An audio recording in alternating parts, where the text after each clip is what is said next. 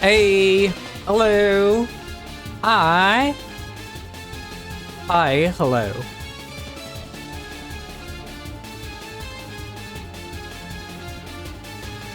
Hello, hi. So, today, final time that I'm actually gonna be theorizing on all this. This is gonna be an experience to be sure. Let me see if I've got it set up properly.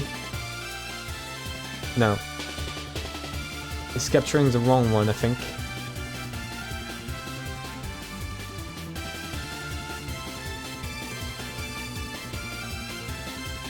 It's lagging so bad, by the way. You have no idea how laggy it is. There we go. Hi, seriously? What's up? How are you doing? Here we go. Finally set up. So. We've got a few things to do. I'm gonna lower the music a bit, and I'm gonna put on the playlist for Umineko. Here we go. Come on. Pretty please. Perfect. Okay, so a lot of thinking to do, a lot of theorizing. That I just got home from Belgium. Holy shit, that sounds nightmarish. Why did you have to go to such a hellish place? Like, were you forced to do it? Who forced you? Are you okay? I'm so sorry to hear that. I sometimes just horrible things happen, like having to go to Belgium. That's... I empathize. I went to Belgium a couple times, and I gotta say that grueling experience. I think the only reason why I went to Belgium was because my mother and my father just like crossed the border to buy cigarettes because there was no taxes on them. That's it. That was the only reason I ever went to Belgium. I never went there to visit or anything. I went to see my fave band. Ah, which band? I meet a friend who, unfortunately for him, is Belgian. I'm so sorry for him. There's still a king in Belgium. I'm still like... It's one of the few countries where there is still a king. Anabi. Never heard of them. Like, ever. Let me look up. Oh, looks cool. It's a Japanese metalcore band. The fuck is metalcore? Like, okay, what is metalcore? Wouldn't it just be metal? Unless I'm stupid, but it feels like it would just be metal. Okay, nonetheless, besides that, this is the final time that we'll be doing any theorizing. I plan to go as long as possible until the stream, until I feel good about like the result, about everything that's left, right? And once all that's done, either I do it like today if I didn't spend too much time, which I'm gonna try and like be fast this time around, or like a seal, I'll push it back to next stream where I'll read the finale and try and see like, oh right, I got it, and what did I notice that was right. There's still a couple things that kind of make me confused, like for example, how George, like why George did not fight back upon getting killed in episode 2. That one, I think that one's gonna perplex me, and I don't think I can solve it. Right? I think this is one of those things where it is so specific? No. Unclear. I don't have enough context to know why George would willingly let himself be killed. Right? But that definitely happened. There's no way that wasn't a voluntary death from George with Shannon's cooperation. I don't know. Oh, Goda is like implicated in this. My main idea would be that Goda was shot in the stomach. And upon noticing that, you know, they were dead anyways, they decided to go out on their own terms to, like, prove that the witch isn't real or some shit. That was my guess. That was my best guess. I think there's something about the end mirror that is primordial to the entire plot. Whether it is on the perspective of magic or on the perspective of real world, on the truth, right? There's something about an end mirror that I don't know yet, but I feel like it is so important, and they have not come back to it on episode 3 or 4. It has not come up since, which is weird too, right? You would think that such a important artifact would come up again. So I don't know what it is about it. Same for Shannon breaking the mirror. That one I don't fucking know. So I think that's the few mysteries that once I figure it out, once it's pointed out to me, I'm gonna be like, oh shit, yeah, that makes sense. But I don't have the intellect to figure it out right now. I'm pretty sure of that. So we'll continue on this one, right? There's a few more mysteries to solve, like for example, George flying out the window. By the way, I hope the music is loud enough. Looks fine. Here we go. I'm gonna... George flying out of the window, right? That one is pretty straightforward. I think it's like one of the most straightforward ones since episode 2, where essentially there's a locked window. Let me put it in red for this. Eva claims he didn't see him come downstairs, and Natsui Cross are dead. Locked window, right? George said, I'm gonna go get coffee. And ask Ninja too. Right?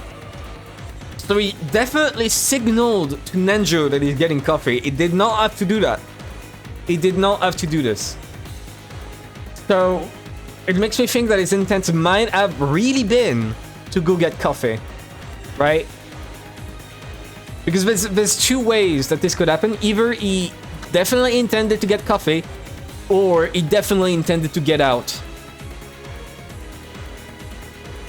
I think intent is what matters more in this very specific case, right? What he decided to do directly proves, like, let me just write that. What he wanted to do is to prove that there's no determines the truth. Here we go. That should be good phrasing, right? What he wanted to do determines the truth. Because say that George wanted to go see Shannon. He could have asked his mother and like argued with his mother to actually do so. And because, say, at this point in time, Natsui and Cross were still alive, he would say, I want to go out. Eva would go, no, you can't. And at some point, Eva gets convinced. But Eva says, you can't go outside. The others are gonna be, you can't go outside by the front doors. The others are gonna see. Right? So, like, Natsui and Cross would react and prevent you. So, go out the window and I'll lock it behind you. Here we go. Solved. Right? If you wanted to go out,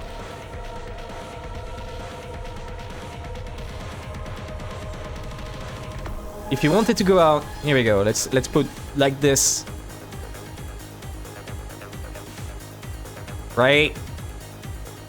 You could have asked Eva to let him out. And because the door was guarded, the only option was to let him out. through the main, through the window upstairs. But why would she close it behind? Why would she close it behind him? Right, that's the question about this. Why would she close it?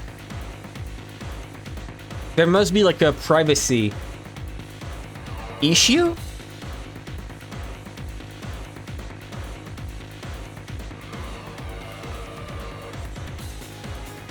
Like, what would be the problem?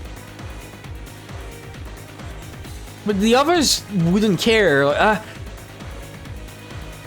I think there's another possibilities, right? So let me write that one down. He didn't want to go out. There's a couple ones.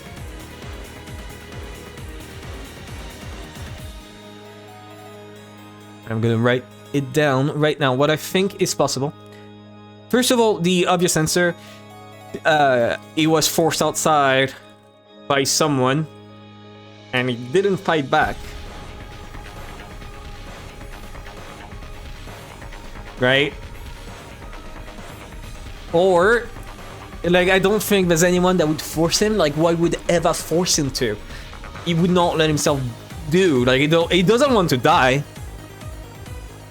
So I don't see what would compel him. There's no one inside the building that had like a gun pointed at his head, telling him, "Yeah, jump out the window, bitch." That didn't happen, as far as I know. So he was convinced to go out, and I actually phrased that theory aloud. I think a while back. He was convinced to go out, and here's what I think convinced him. They mention reviving Shannon, but what part of reviving happens in the story, right? Where does reviving happens? When you find the Golden Land, when you find the gold and solve the epitaph. And I think that was just like a somewhat clever way to imply that Eva told him, where is the gold? Slash, where the secret passage is. Told him to hurry there without making a fuss.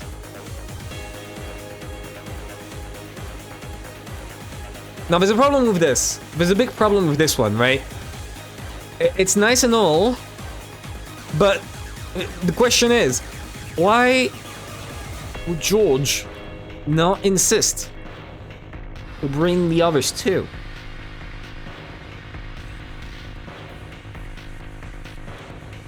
Right? That's the other issue about this. If you told George, of all people, "Hey, George, I found the exit. I found a way to save everyone," his first thought would be, "Okay, let me warn my cousins. I'll bring my cousins with me. They're my cousins." Right? So that's a problem too. And I don't really see a reason either, right? It's the same as why would she close it, or why would George not insist?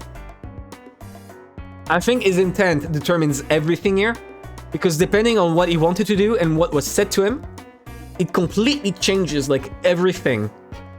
And just, there's so many ways this could happen, right? There were many people inside this building who could have closed behind him, and many of them could have like got him to do so.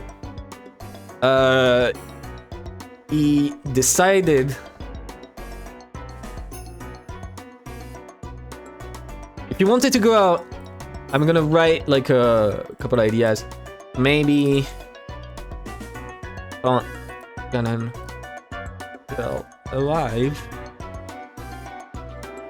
I doubt he's stupid enough to want to see Shannon's body, right? For no reason out of nowhere. I hate George, but he's not stupid enough to do that. I mean, probably, but I don't know, it feels weird.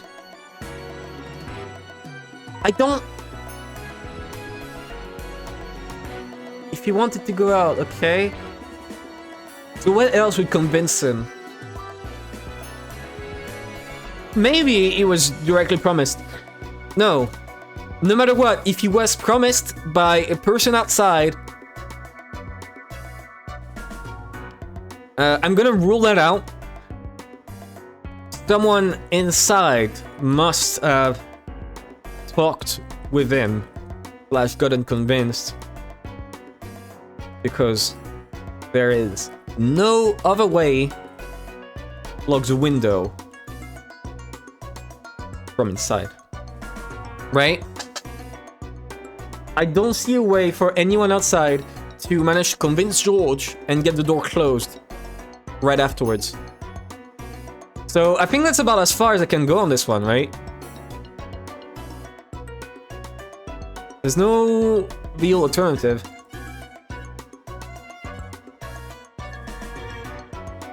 After this moron just decided to... I mean, I'm gonna write this one too. Why did he decide to make a detour? Shannon's course.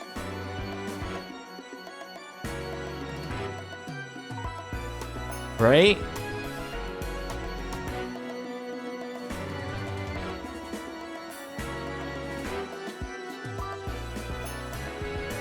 And I think maybe, okay, either he's dumb, right? Possibility 1, he's dumb. Possibility 2, there was something in that room, and I think she died in the parlor, right? In episode 3? Let me check. It should be around... Where did she die? Inside the underground boiler, chapel. Shannon... No, Kimasawa. She was found in the parlor.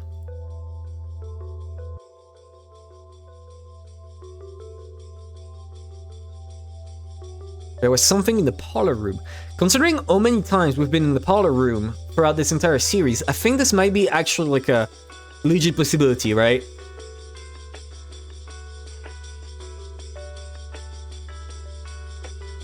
He was tricked. I don't... This one is, as I said, can't really know about this one besides saying, oh, he was tricked or something. I don't think there's any way that Beatrice would say a red truth that would convince me. Unless she says that no one else in the building closed the window behind him. Right? How do we know that he jumped out the window? Actually. How do we know that for sure? Let me check.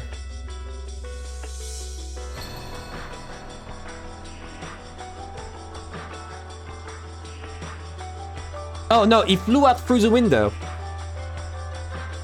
George did not go down to the stairs of the guest house. He flew out through the window. But he didn't meet Eva then. He didn't meet Eva.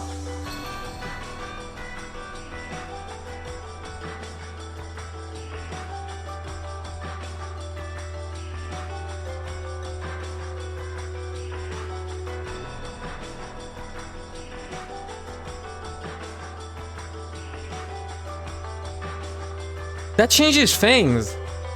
I'm realizing now, wait.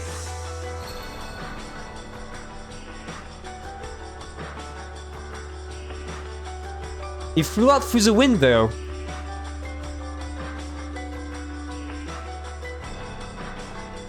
Let me add that one. Oh, did Eva?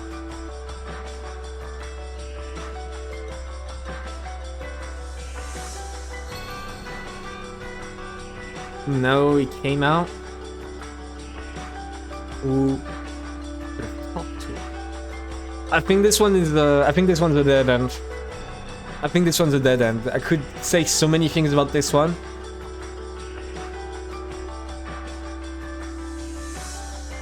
Right, and like looking at episode 4, the chart for episode 4. right? If you look here, Battler is right. Everything works out as long as someone locks the window after George escaped through it. He's right on that one, and that's about the best that you can do out of this, right? That is the best blue truth, and I don't think I can go farther, so I'm gonna move on. Right? Okay. There's not much to say. I'm gonna highlight that in deeper blue.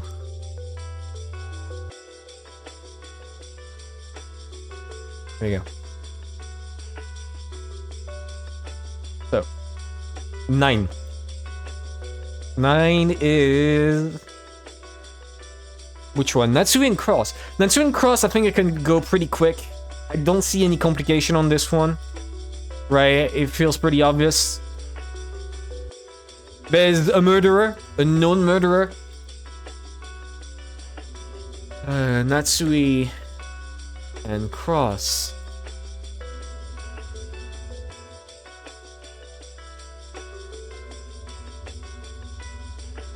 Right?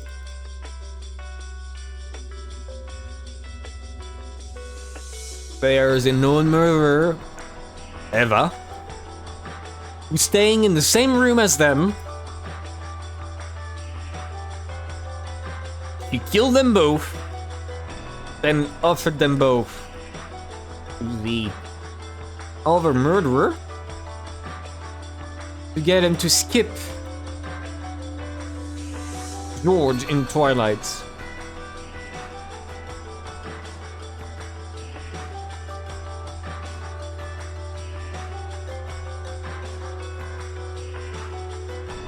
Right? Here we go. That's about it.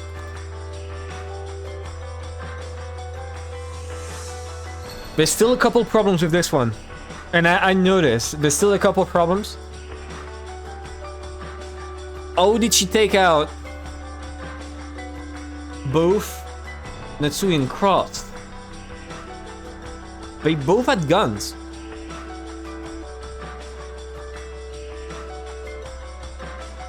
Get help?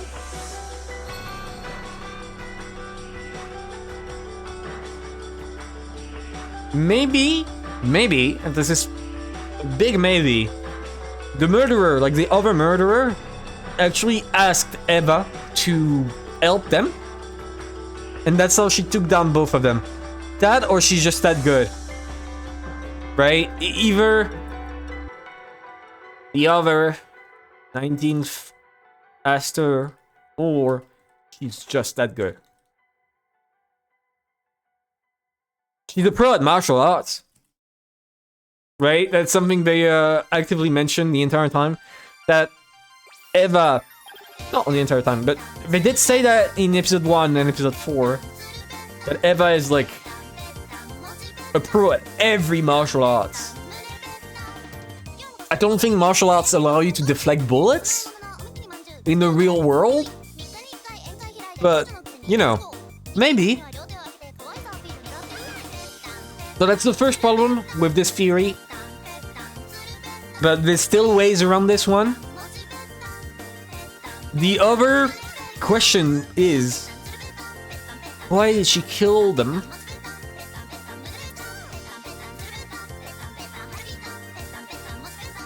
You have complete help ceremony. Move along. Her motive is a kind of her motive is kind of not important in the grand scheme of things. She needed a lot of money. That's a reasoning, but the reason why she felt compelled to actually kill both of them, that one I can't tell. That one I can't tell you.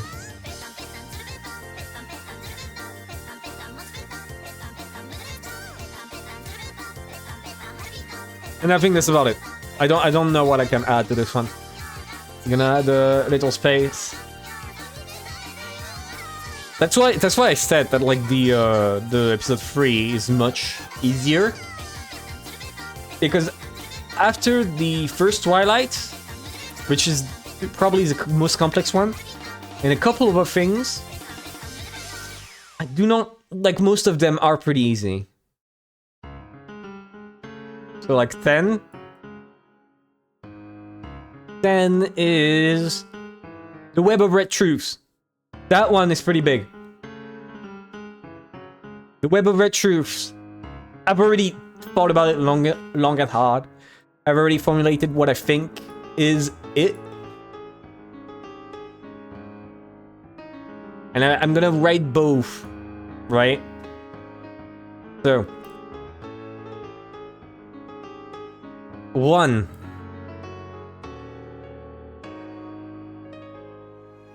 Smaller text, please. 1. Possibility 1 that I thought of is someone got replaced in the cast and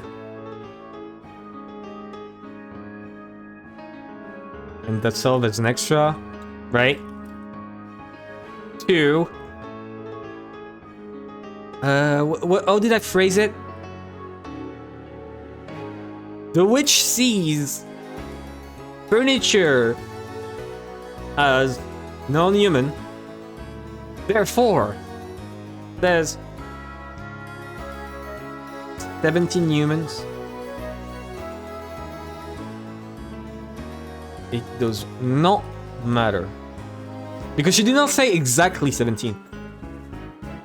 Right? She did not say exactly 17. She said no more. That's the point that I always want to come back to. You would not say no more if you didn't have like a problem with it. Now that you've like established that Kinzo is already dead, you would not have said no more than 17 humans, which is what she did. She said no more than 17 humans on the island. Let me look really quick.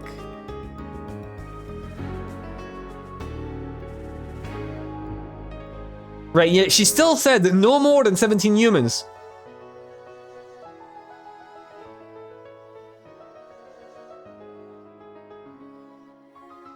But there's still a problem with this, right? And that one, I don't know about the phrasing because I've based myself on this entire time. Right here. I've based myself on this. I'll address this later, but no more than 17 humans, you assume that furniture is not human, whatever. But the rest is pretty important. That excludes any 18th person. In short, this 18th person X does not exist. This applies to all game. So 18th person. What does person mean? This 18th person X does not exist. What does this phrasing mean? Does she mean that there is no 18th human?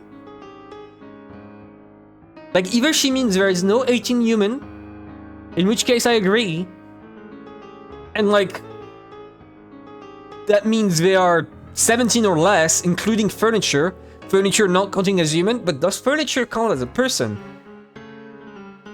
If furniture count as a person, then that means that, you know, 17 plus the furniture would be higher than, you know, you get me.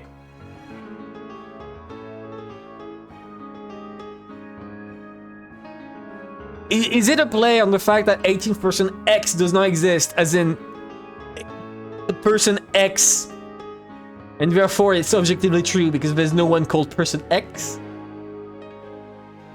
No, wouldn't be that silly. It would not be that silly. Red Truth is not that dumb. That excludes any 18th person. That one I'll have to come back to. The sudden change to person instead of saying human is what throws me off.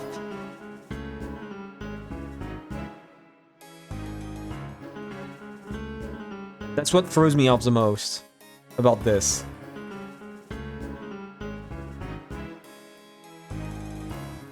But wait, okay, so this entire time I've established there is a 18th person, right? I've established that one, but if I had to dismiss the 18th person, if I had to say there is none, the important question is, who did we not see during episode 3 that could have been replaced? Nenjo, we saw him the entire time. He was there always.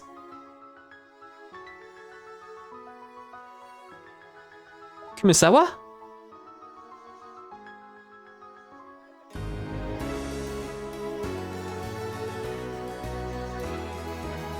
Where did Kumisawa die?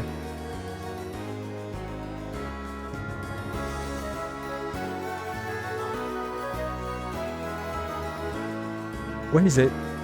Kumisawa was discovered in second floor guest room, a room no one goes into.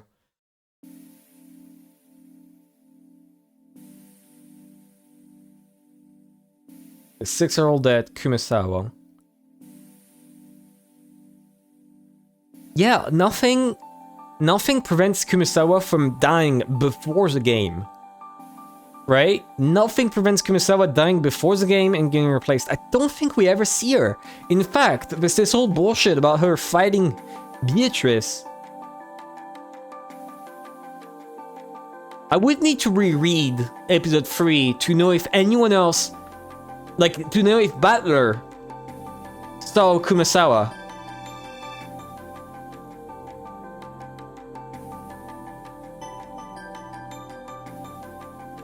I need to add to this.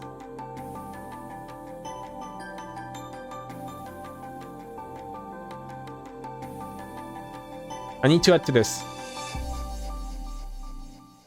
Just in case this might become important, right?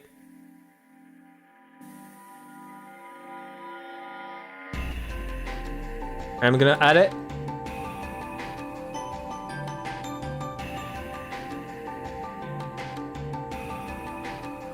For episode 3,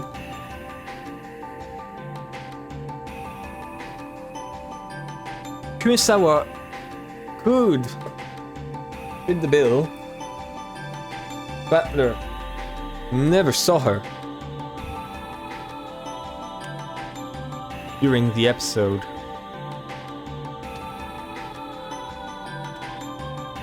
Was the only one not seen during the first Twilight cinematic.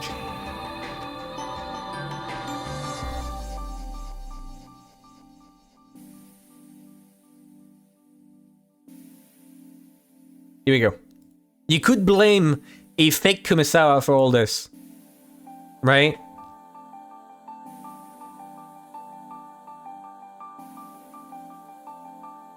And we're gonna add to this, right? Kinzo was the original guess. Kumisawa would also work. Kumisawa in quotation mark. Kumisawa would also work, especially with all this Virgilia bullshit and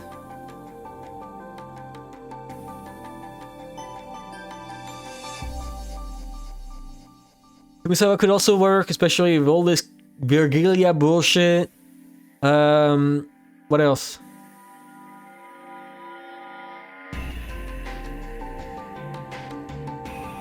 Kinzo was the original guess.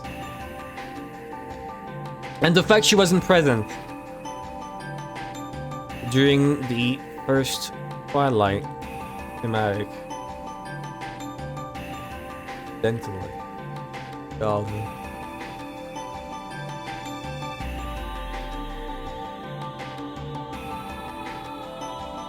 Right?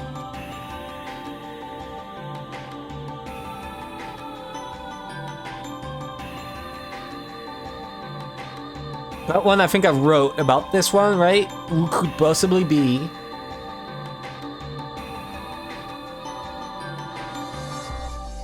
can't be anyone from the first Twilight. No, it could. It could. It could.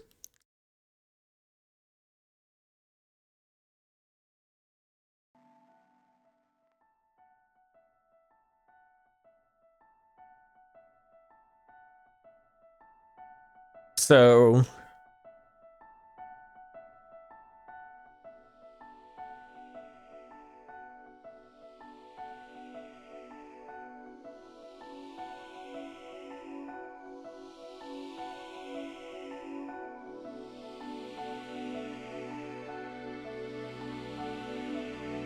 yeah. Okay. Yeah. The witch's furniture is non-human. Okay, and that's my guess. And for this, I don't think you can say more. It's the same thing about like the Red Truth being a prison. It is so restrictive that when you find a foothold, you can't really find another one. And finding 2 is already good. Due to how restrictive it is, finding a entry point is much better than finding another one for like George flying out the window, right? Because we've got barely any read about this besides him flying out through the window. The only thing that helps narrow down a lot of things is that George did not go downstairs. So Eva probably climbed up, but why would she do this when she's supposed to be guarding the front door with Natsui and Cross? Was she waiting for him to come? He did loudly declare...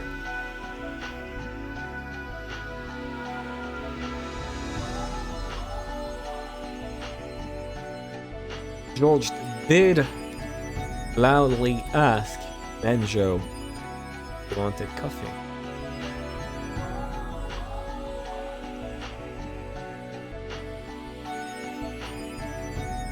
Right? So at this point, Eva could have come up the stairs and said, "Hey, George, let's do this." Possibly. I don't know about this one. This one is a bit shaky. Not gonna lie. 11? I think this one's a big one. 11. Where is it? 0715 11 29. Right. 0715 11 29. I think that one I should keep it for episode 4. I think that one I should keep it for episode 4.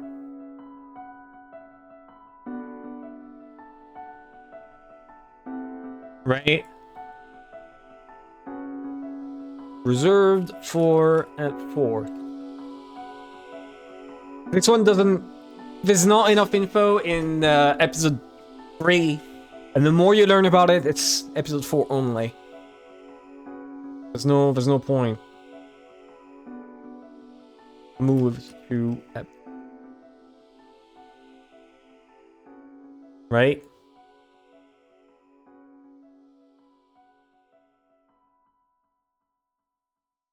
Okay. 12.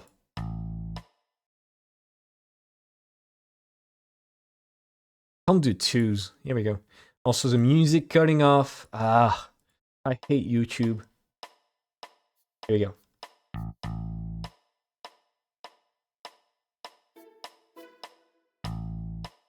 All right. Which one is it?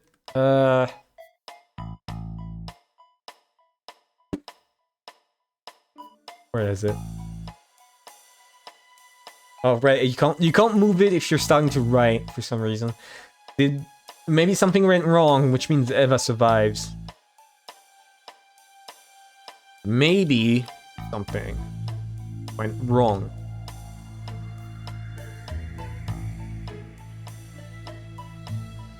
What could went wrong mean, right? From what perspective did it go wrong?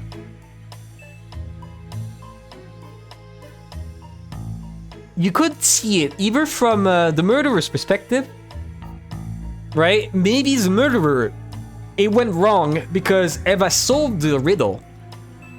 If it went wrong because Eva solved the riddle, this means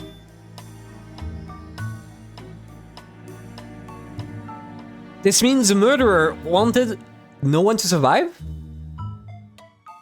Eva solved the riddle.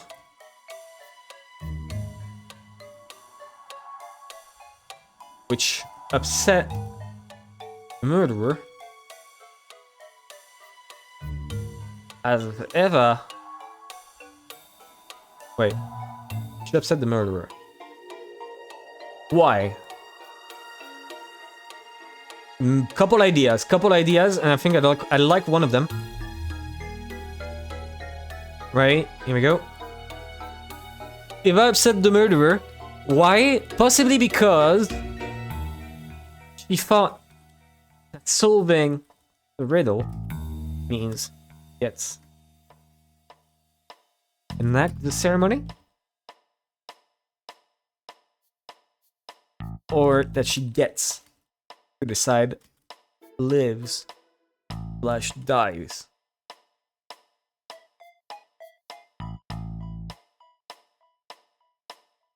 Right? That's a possibility.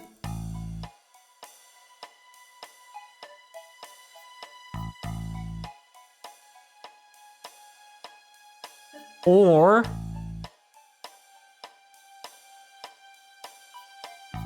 the murderer wanted to kill everyone. And having to let Eva go means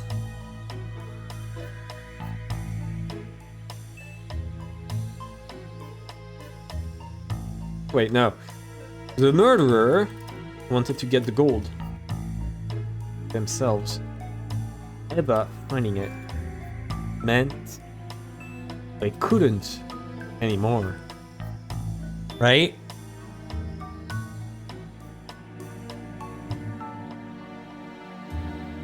Because Eva finding it means the ceremony ends completely.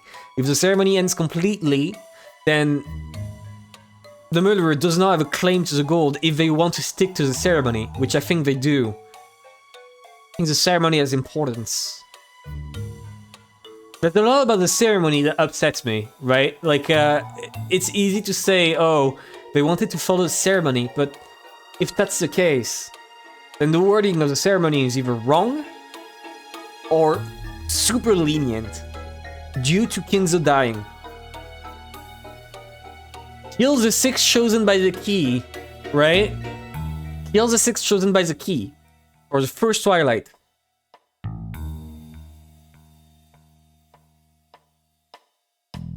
Kinzo died. But Kinzo died before the game started. Possibly like years ago. He died.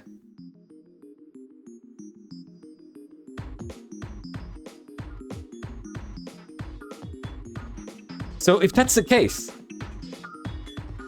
would that mean that dying in the first Twilight, either there's no time limit on it?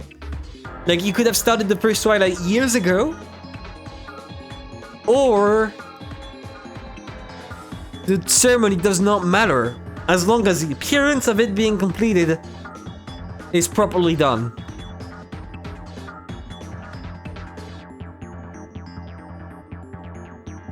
Could that be it? Wait.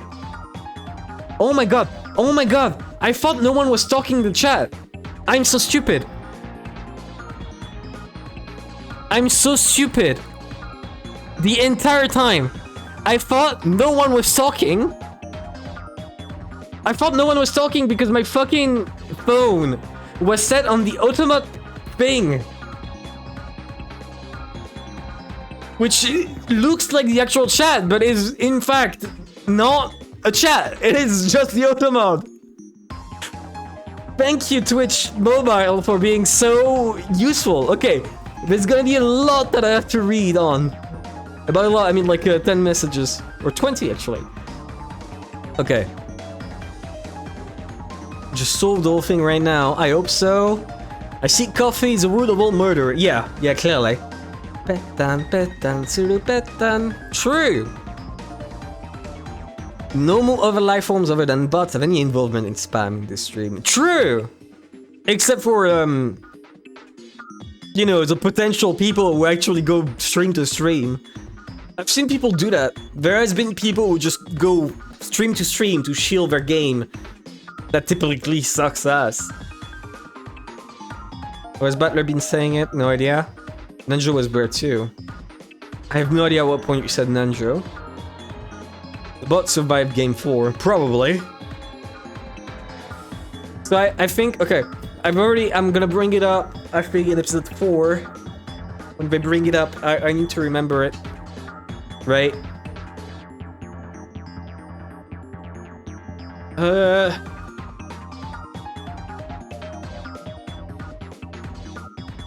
I'll write it down somewhere. I don't know. I'll write it in a notepad. I have a notepad. I'll write into it. Right? You guys don't see it, but Kinzo dead. Ceremony broken? Question mark? Here we go. I'll look back on that later. The phone is finally set to the correct tab, so I can actually read the chat this time around. Here we go. Okay, 12. Eva solved the riddle, which upset the murderer. Yeah. This one, sure. Okay. What else? Eva... What about solving the riddle, which would upset the murderer? Maybe... The ceremony...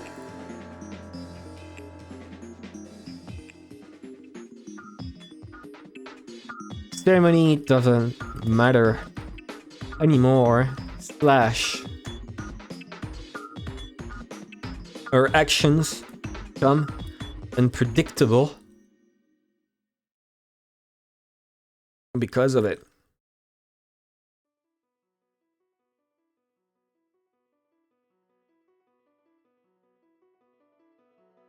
Right? That could be it. So if Eva solving the riddle is what went wrong. Again, this is just on the idea that something went wrong about like what Onigiri said. Maybe it's completely false, maybe nothing went wrong. But I do like this line of thinking that something went wrong. So if Eva solving the riddle did not upset the murderer, Eva killed on her own without the murderer's approval. Wait, Eva killed on her own without the murderer's approval.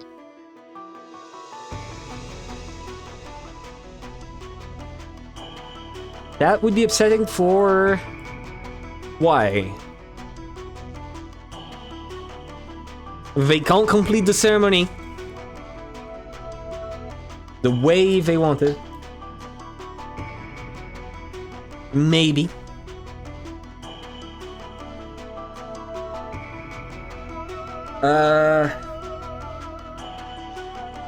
They can't complete the ceremonies the way they wanted. Or Eva choosing who to kill upset them. Because they may have planned differently. Right? This goes in the same guess. This goes in the same theory. Right?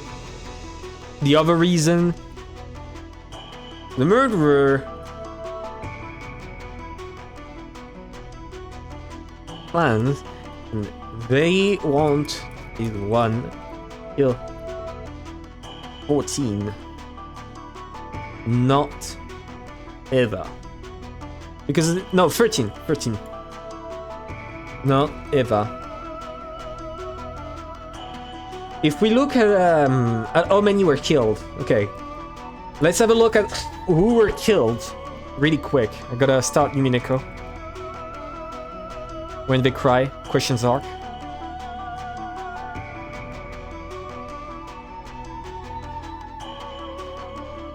Umineko, when the seagulls cry. Here you go.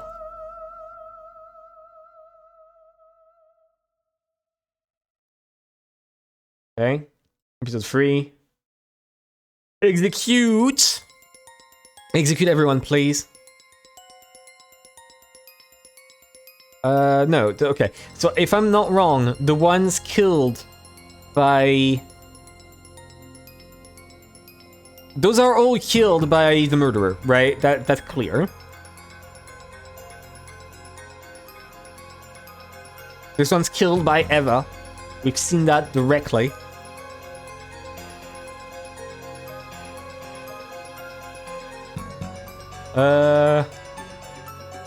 Yeah. Yeah. Assumed to be strangling with a rope-like object. I'm guessing that's how she did it, by just being like a stealthy motherfucker. Which again, she has the training for it. She's good enough for it. Not this one. Yeah, that one is a murderer. One's a murderer. That one doesn't die. That one is a murderer. So who else did she kill? 4. She killed 4. Right? The 4 extra she killed are them. Strangling. All 4. So I think this does matter.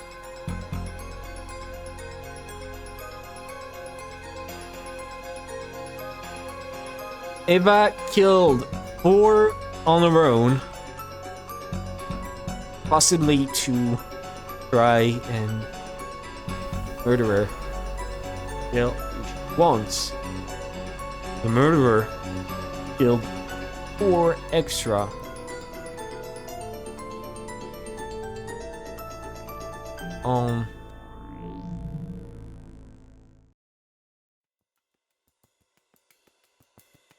Food.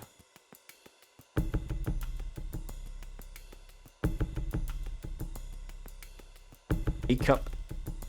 Lost deaths.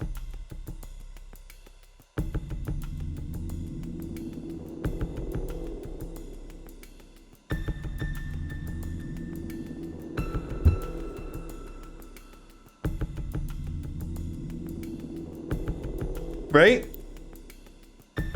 If I kill 4 on her own. That one we're certain of. Where is it?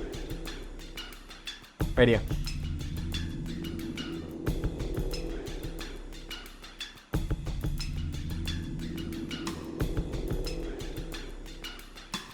Yeah, this one doesn't count.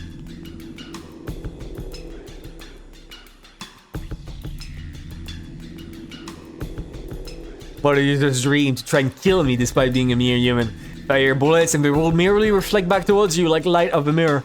However, there does exist just one way to kill me. You hold that method in the palm of your hand. But what as mediocre as you could ever pull it off? You hold that method in the palm of your hand?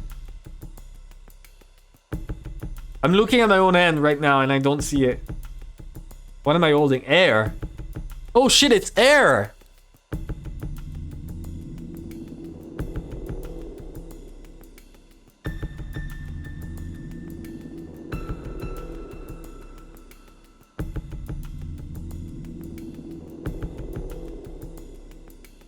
Without love, it cannot be seen. Yeah, my hand can't be seen without love.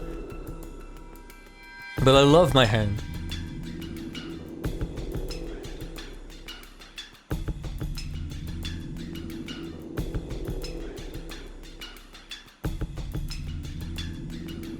I'm trying to think.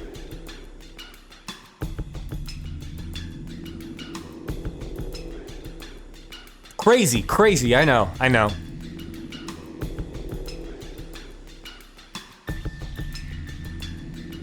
Yeah, I think Eva killed 4 extra. It was the murderer tried to kill 4 extra too, but the murderer could not get Battler because Eva got Battler first. And Eva was protected from death due to winning. Right? That's my guess.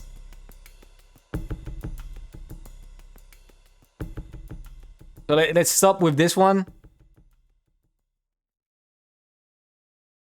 I like this one. I think this one is like my favorite, right? This one is my favorite.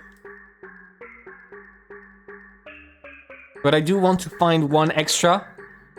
Why would Eva killing on her own without the murderer's approval be something that went wrong?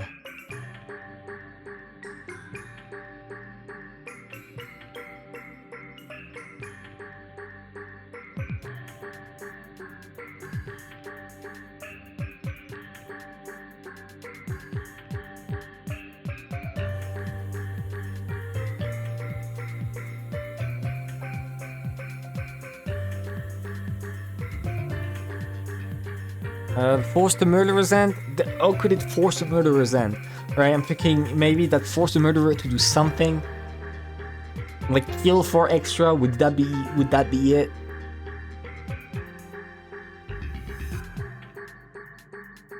I don't know.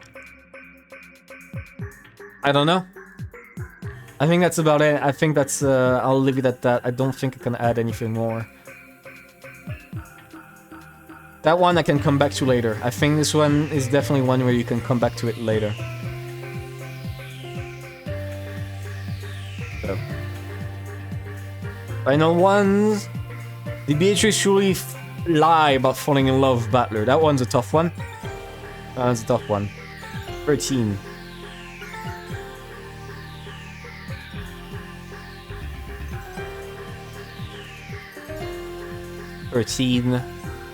Like 48.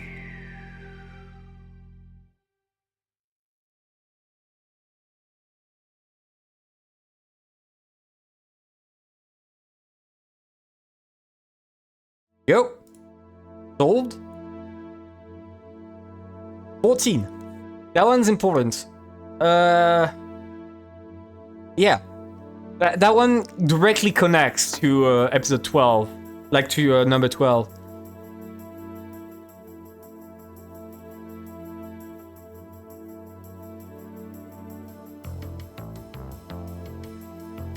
Why kill so many extra for the 10th twilight?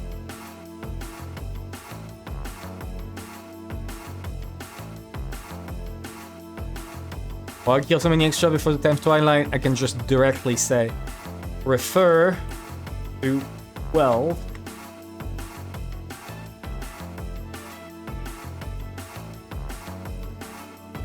Possibly, the murderer didn't want kill. Wanted to kill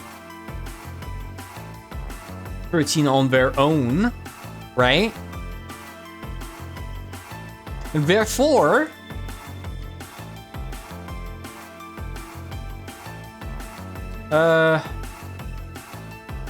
so they had to grab extra for carrying the game over.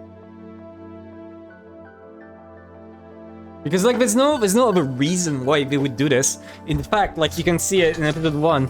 Episode 1, if you think about it, right? Oh shit, you weren't seeing that. Oops. Completely forgot to switch. My apologies. I think the only thing you missed was after this, right? Where I just wrote Eva killed 4 on her own, etc. And that's it. I'm gonna zoom in because, you know, 720p. Here we go. And then up here, Beatler, yes. Why kill so many people before the 10th twilight? Refer, etc. Now, I do want to point back to another thing. Oops. Here we go. If you look at episode 2, there is also an extra death. No, there isn't an extra death because Kinzo didn't die, right? At the end, the ones that are missing...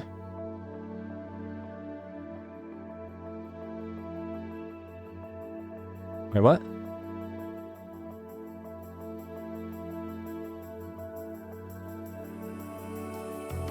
Wait. Why does Butler not show as dead?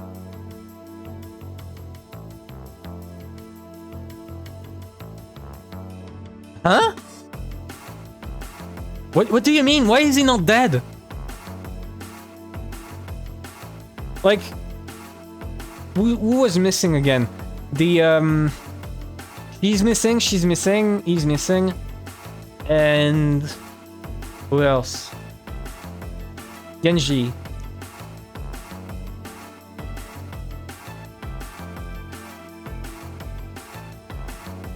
Those are the 4 who survived, including Kinzo.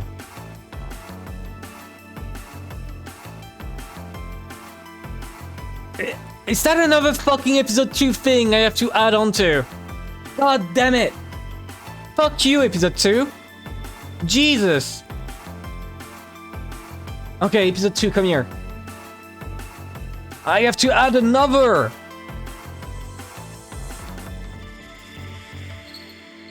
Why is Butler declared as missing without any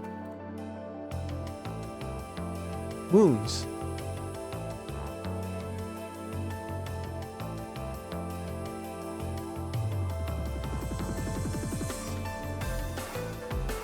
That one I don't fucking know. That one I can't even say anything about this. I know that would be 15 then. Because 14 is...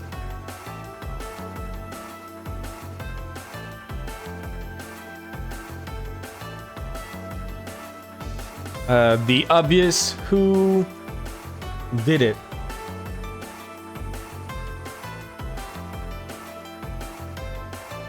That one, I don't know.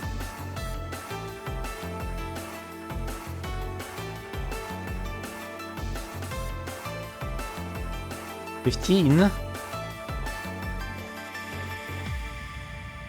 Hey. Ugh. Why is Butler not shown as dead?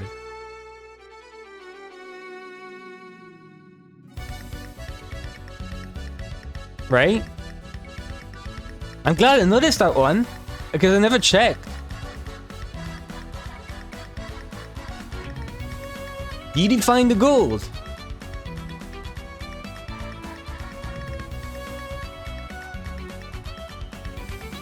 You get captured alive.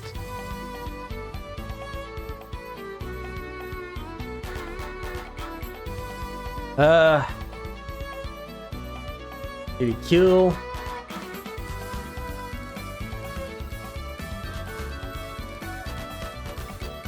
Obviously magic. But even with magic, it doesn't make sense. Even with magic, it doesn't make sense because from the perspective of Beatrice, from the perspective of magic, he was shot...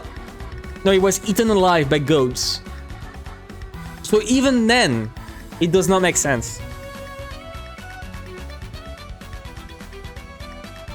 So even from magic perspective, even in a magic perspective, shown to be already dead, eaten by goats. Why is he possibly alive? I agree with Mac. Oh, does magic justify this?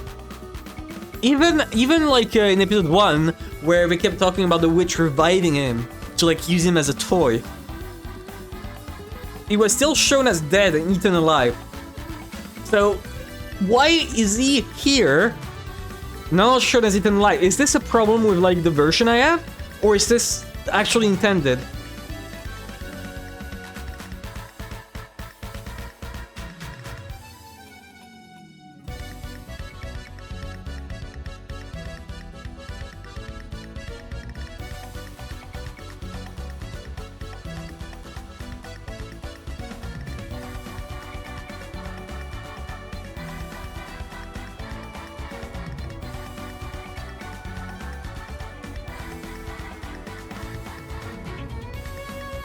Don't get it.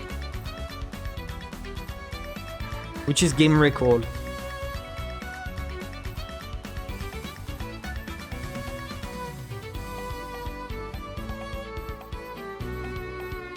Yeah, missing. Not dead. Missing. I don't even know what we're talking about. This. Look at this. Characters.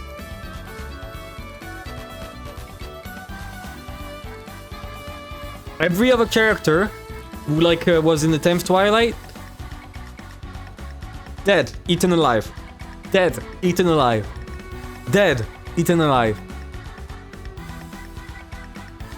Missing. I mean, the others also say missing, but you can see directly that they got eaten. So, why? Why is he like this? That's my question, right? This is a completely off case. This never happened. The only time where this happened, I think, is with Beatrice with her magic power of killing herself. Then suddenly, what, he used this dream to try and kill me, right?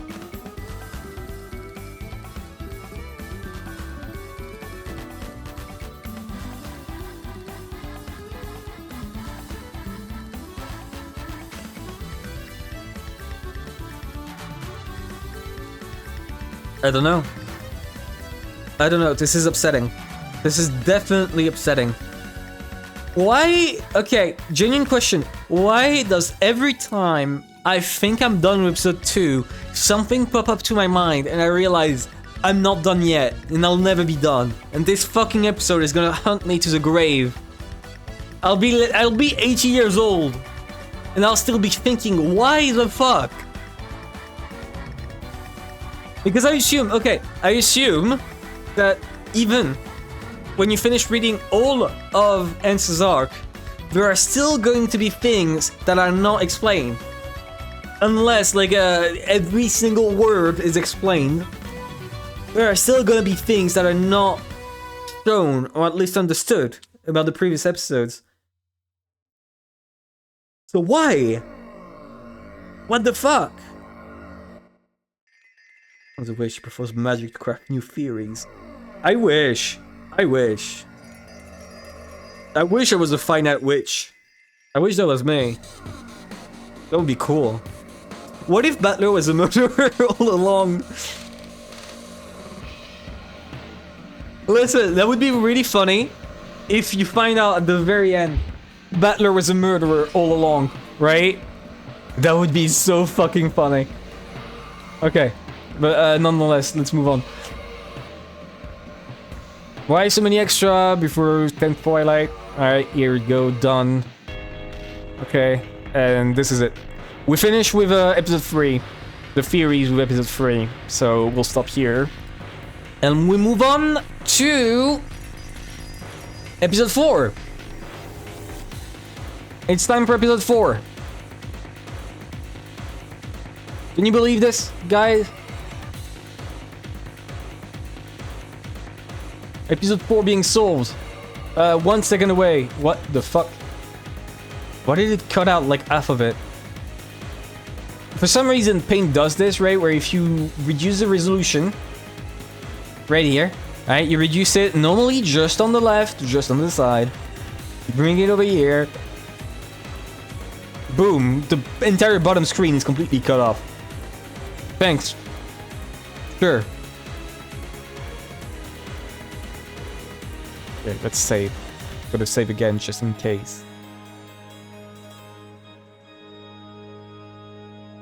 Paint lags, by the way, when I try to save this one. It's too big, even if most of it is widescreen. Alright. Time to import episode 4. One of the biggest, by the way.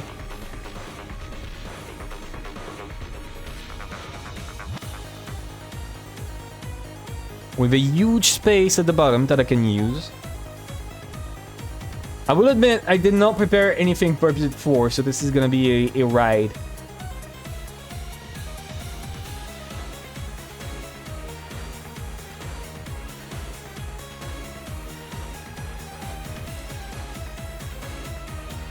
God, that face is horrifying. Those eyes. Jesus.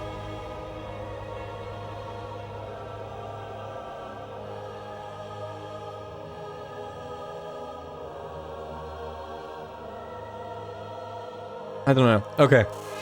Let's start with the theories. With the mysteries of episode 4. Right?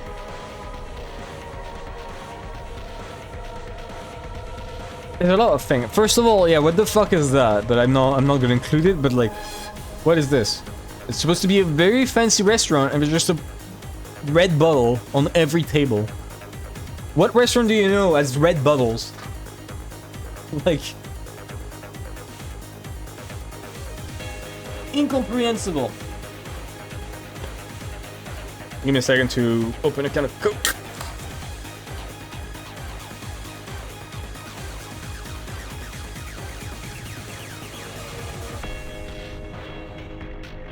Okay, here we go. Right, so they're in love together. That's proven. I'm always alone with you in bed. But the more tying me to the bed with a color, okay? Wow. Rewatching all this is crazy. I will say. Okay. So there is the sin, but that sin is like at the very end of the episode. What even happened throughout all of it, right? Did anything happen during the very start of it? There's also the case that the display case that Eng saw that I still have no idea about. I did not even think about it, to be honest. I just thought it was like a display case.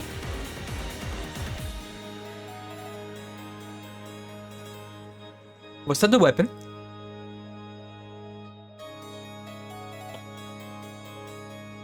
Was it the murder weapon? Because... Okay. She finds an object, right? An object that surprises her and that everyone is like, What? What's wrong? I don't get it, Eng.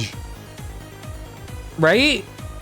And then, after, you know, she goes to, what's the word? To the island. Suddenly, she's able to perform an act of magic that kills everyone. Right? Was it the weapon? An act of magic that kills everyone with stakes. Is that what she found? I gotta write it down.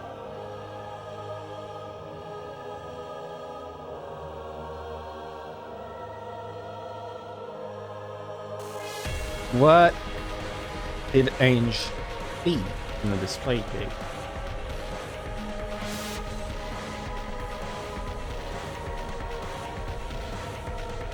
I'm gonna write it down really quick, because otherwise I'm gonna forget, right? That's the issue. If I don't write it down, I'm gonna forget it. 1. Play case.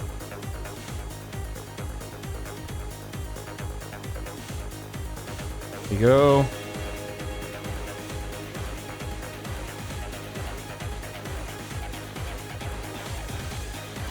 Come on.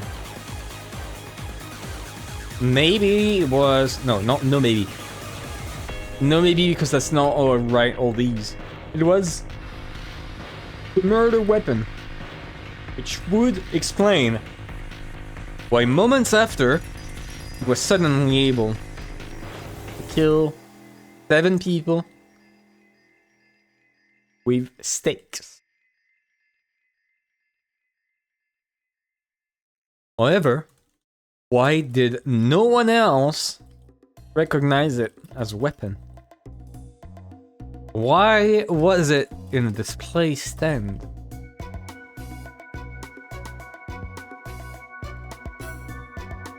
Why did she recognize it? Right?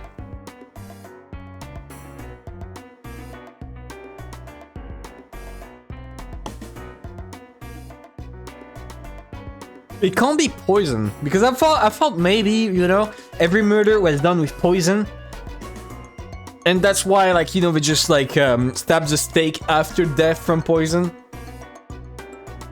But why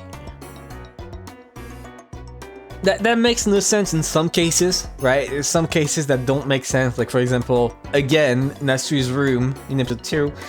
But there's a lot of places throughout this entire story where I'll just point back to Natsui's room and say, that was weird. That doesn't fit. A lot of time I will pull it up. So this one I don't think I can like find out more about this. I don't really have any other idea, right? Besides it being the murder weapon that I just came up with moments ago. I literally have not thought anything of it. So I don't know. I genuinely do not know. What the fuck could that be?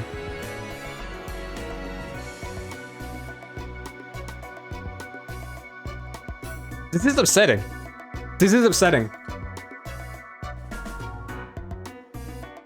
Because I was like, yeah. The way that she murdered 7 people was by getting Mr. Handsome, Mr. Dwarf to shoot with a sniper? Because he's trained enough to do this. He was confined to the boat. And how could she have known?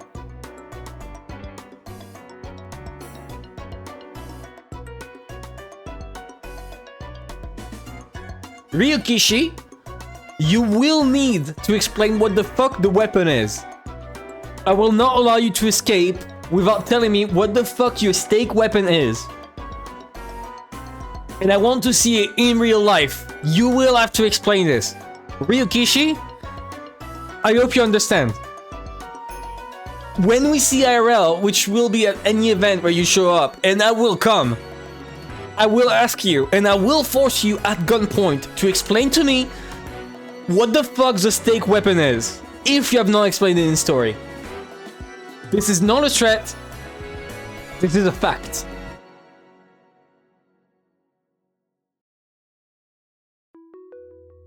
I don't get it. This is what the fuck kind of murder weapon is that? A murder weapon that kills 7 people and none of them fight back despite all of them having guns? What do you mean? Literally all of them had guns. All of them.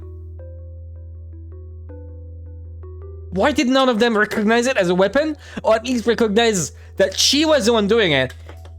And in fact, they didn't. They actually shot her. For some reason, she managed to like avoid the bullets. How?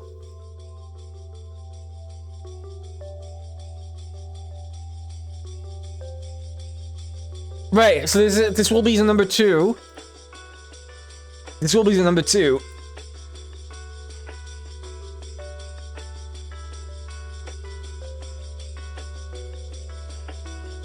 Oh, did Ange kill 6 gods?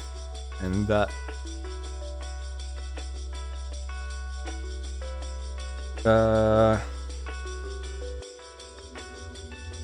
And that girl. I will not even do her the honor of addressing her by her name. It's definitely not because I forgot. It's definitely a personal vendetta.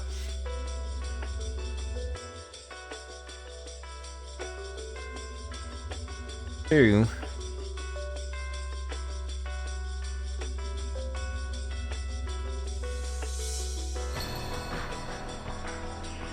That is the worst 2 I ever drew. Holy shit, look at this. Kazumi. Yeah, no, I'm not writing Kazumi. Even if you told me now, it's too late. I'm committed to the bit. Too late. Thank gods and go.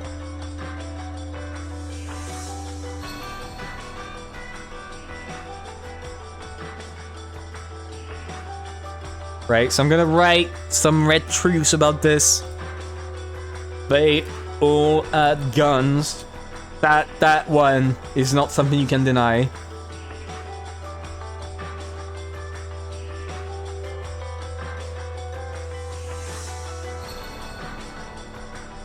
They had her.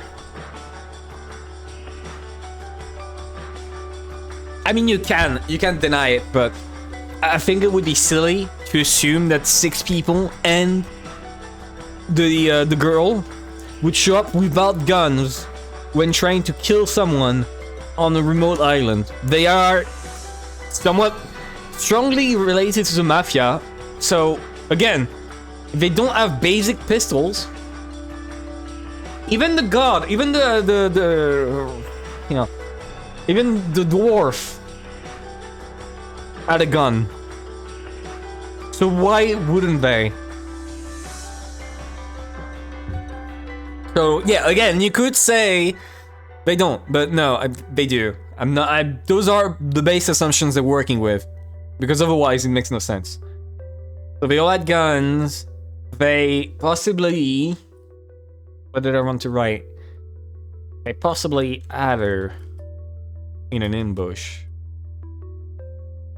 There's a chance that's not true, even if she didn't know where they were. Like, even if she knows that they're gonna attack her,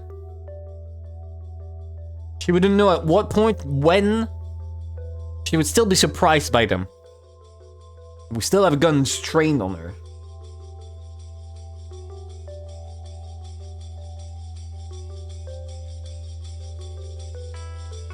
So, 2 things. 1. Dwarf man waited in a sniper position, took them all out.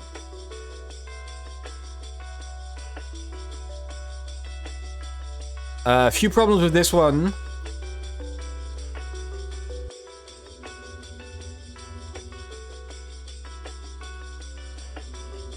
Right? Oh, did Eng not get shot?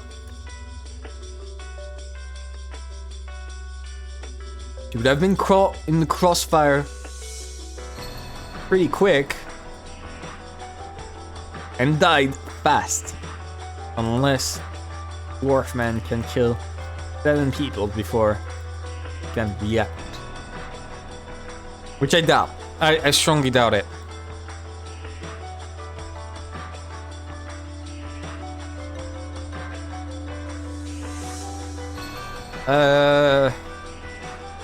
Dwarf man was stated to be at the boat. With the boat guy, let him go.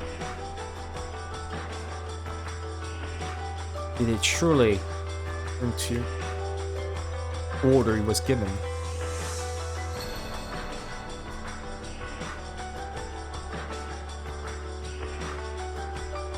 I mean, the boat guy wasn't like forcing him to stay.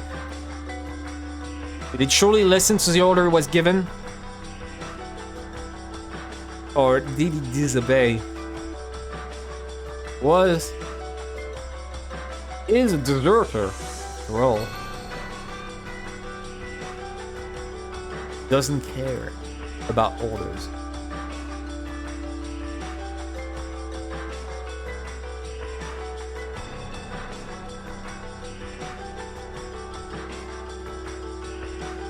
What else?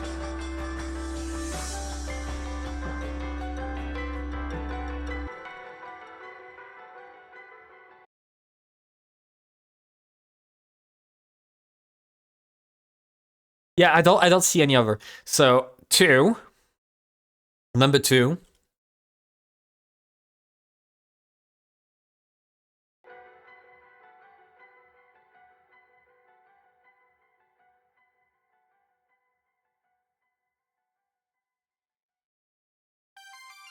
Oh shit!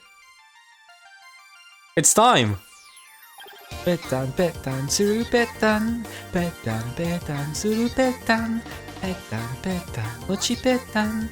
Petan, suru petan. Here we go.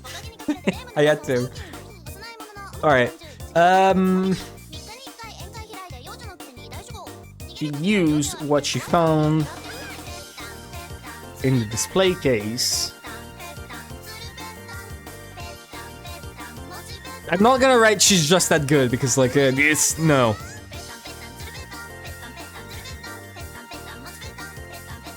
refer back to 1.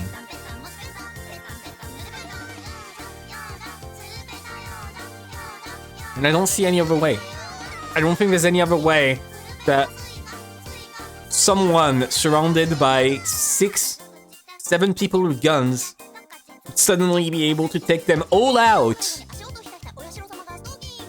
instantly. I don't see it.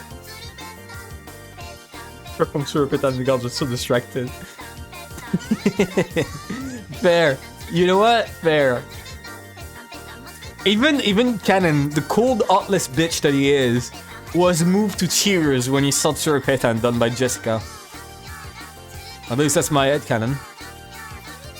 My headcanon. Get it? Headcanon? I should shut the fuck up. I really should shut the fuck up. Okay. What else? What else? What other mysteries are there? I'm thinking about like the Eng timeline. At which point Eng? Are we done with Eng?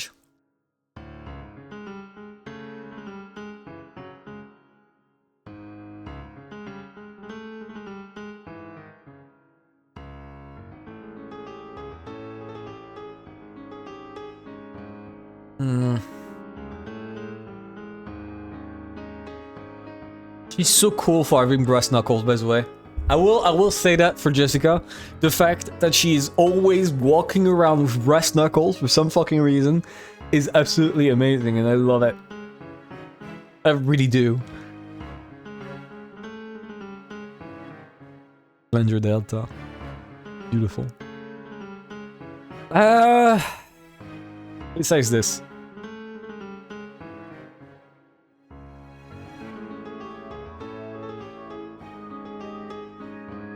Why is Chester 410 so cool? That's also a really good question, right? That's one of the biggest mysteries. Why is she so amazing? But I think we all know the answer, so I won't bother answering it. I won't bother writing it out. You know why. That one is big. That one is big. How the fuck did they know Eng was going to be ill? That one... How did they know Eng was going to be ill and to send a letter?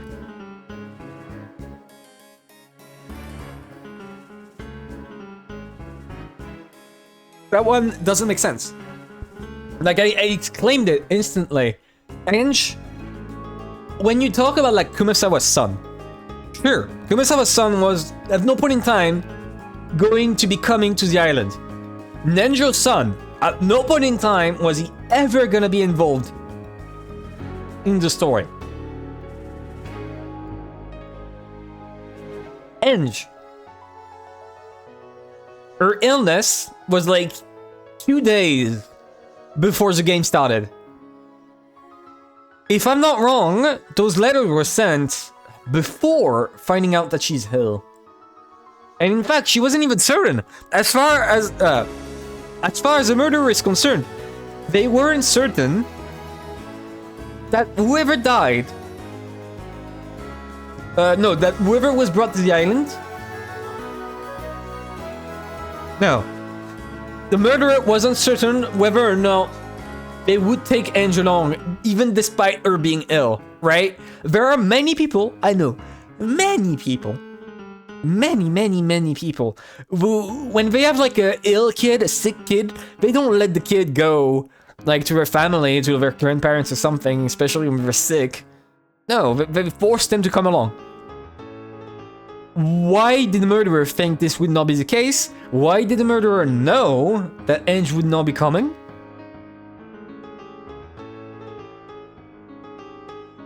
What? Why?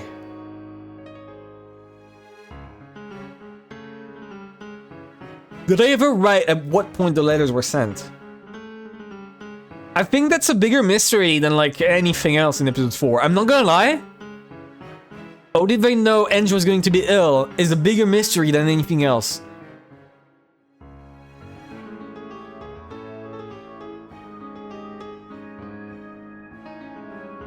Also, this mentioned that Kinzo already tried summoning Beatrice. That one is pretty important, but I don't know what to make of it, so I'm not gonna include it. But it's good that I remember that he already tried. Fuck off. Ah! Here we go. I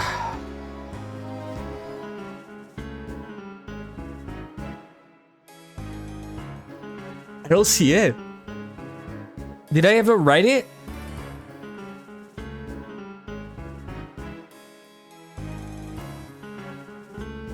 Okay, I'm gonna write it out. I'm gonna write it out. Okay. 3. Oh no. Ah. How did they know Ange was going to be ill? That one, I'm stumped on that one. I'm truly am.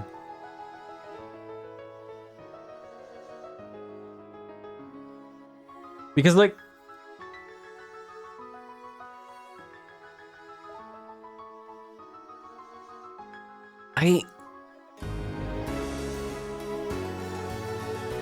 There's a couple possibilities. One,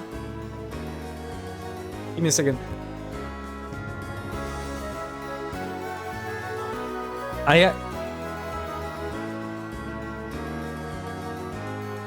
it's the worst when you want to sneeze, but it's not coming. It's still there. I still want to sneeze, but it's not coming. Oh my god. It's like fucking torture. What the fuck? I'm gonna blow my nose. Awful. It feels like I'm on the fucking verge of sneezing, but it's... Oh my god.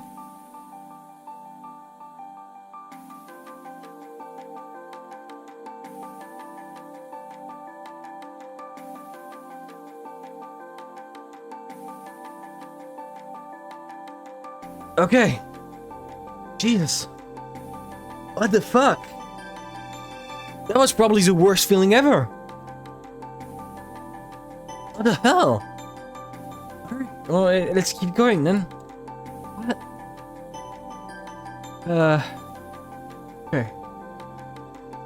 So, how did I know Ange was going to be ill? Ange fell ill. They were so... Or... Sent out the letters.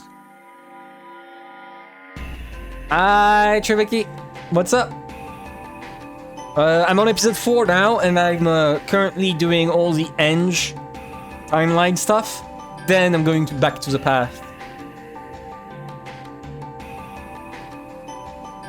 We need to check again. I think no.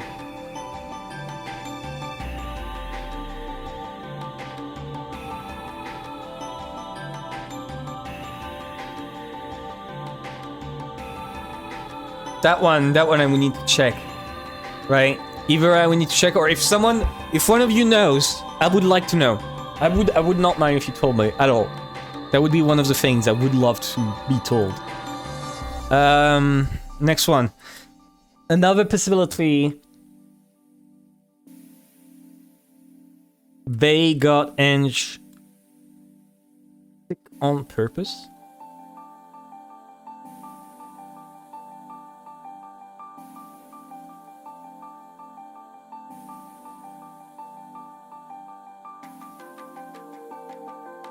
Okay, but this leads to two things, right? This leads to two things. Number one, why would they do this? Number two, how would they do this?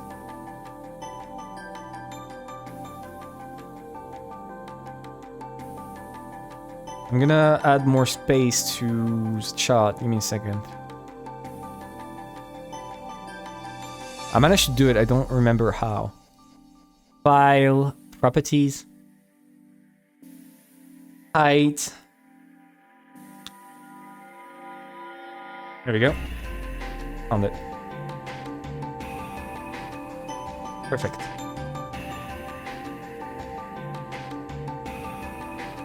Alright. Oh, why would they do this? How would they do this? Two big questions.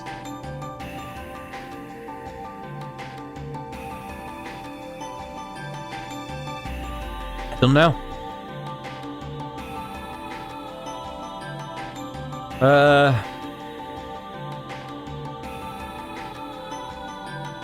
Let's start with the how, because there's a couple ideas that I could go with. How would they do this?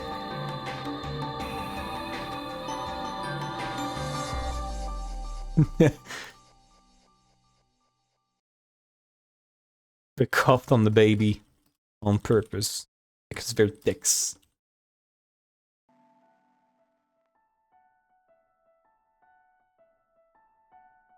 Wait.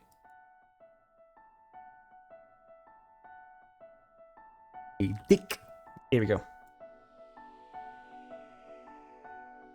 Right? Or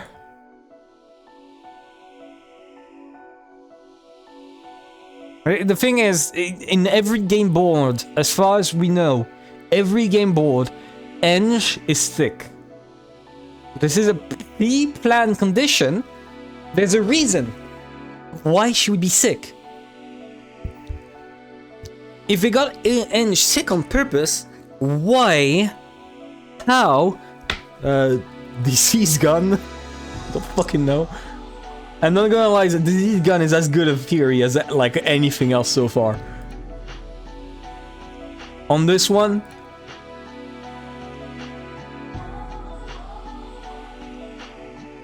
what else?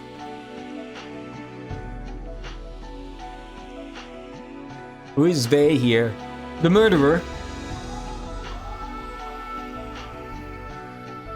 Let me add this. They being the self-proclaimed Beatrice.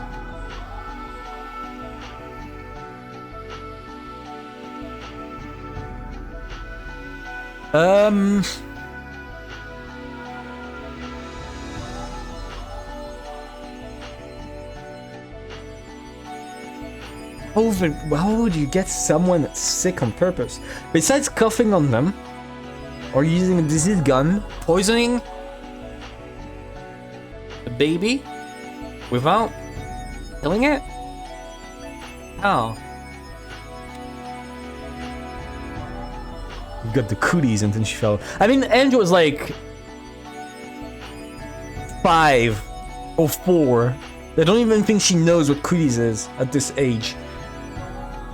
Angel was like super young. No, she was 6. She was 6. Never mind. So, why would they do this? This one is also important. They wanted Eng off of the game board. Why?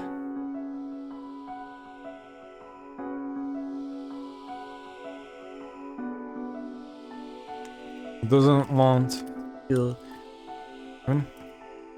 kill Mario. Oh.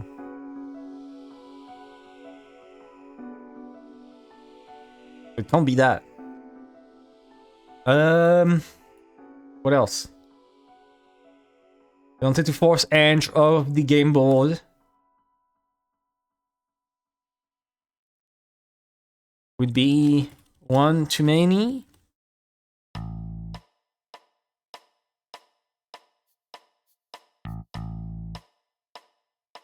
Want to leave a Ushirmia descendant alive, no matter what.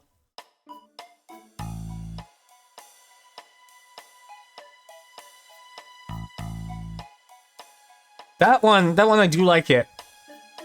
Why would they want Ange to be sick at every game board? Because they want to leave Oshirmia alive. That could be it. That could actually be it. Right?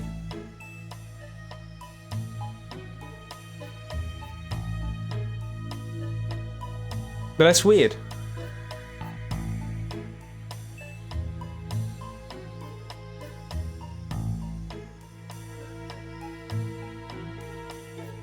Fucking hell. I don't know. I don't know.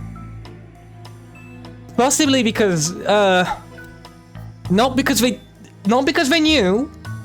It's not because they knew, but they knew Ange was going to be sick before everyone else.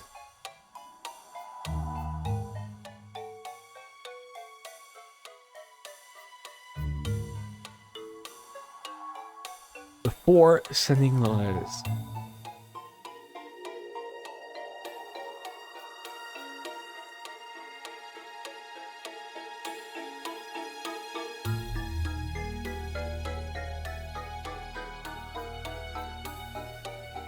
Wait. Maybe a way they did this, right? Would be maybe asking the grandparents? Side family to get her sick. They're sick.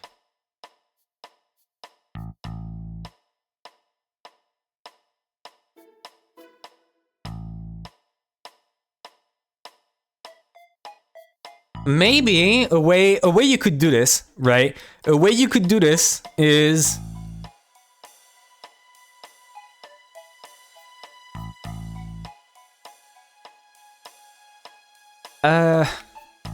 they convince Ange would lie about being sick. Get her not to come, right?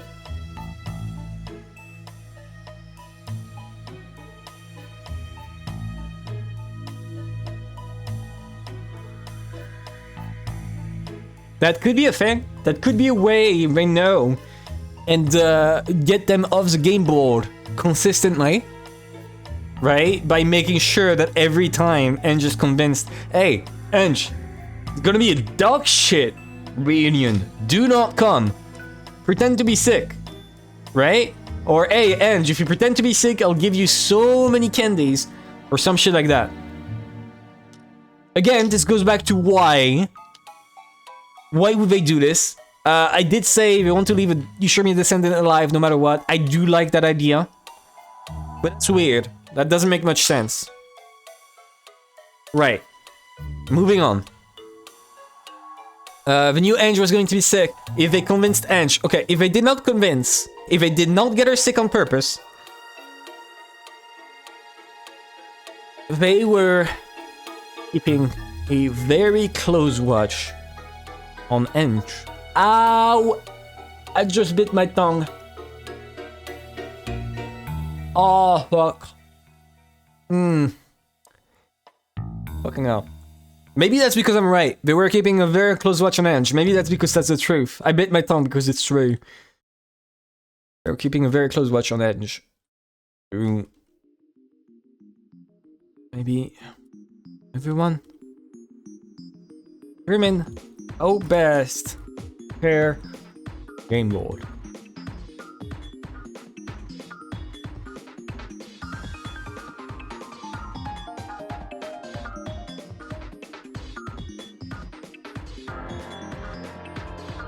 Because like, that's possible. That is definitely a possibility, right? They're keeping a very close watch on Ange. Because, in order to make sure...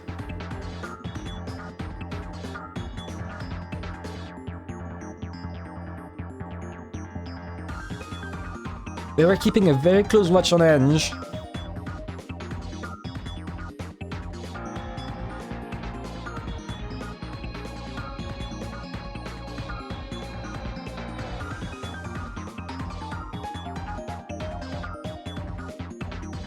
I don't know. Maybe. Honestly, I do think keeping a close watch on her to best prepare the game board is like the most probable thing. Right? Like, that's not a bad idea. It makes sense that they would do this. I don't know, I think it's kind of missing the point. What else? 4. Moving on to a new thing. I think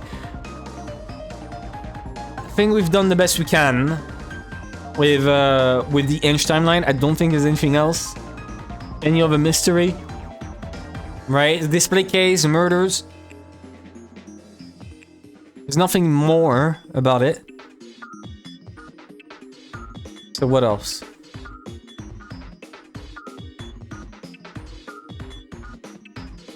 The sin, no.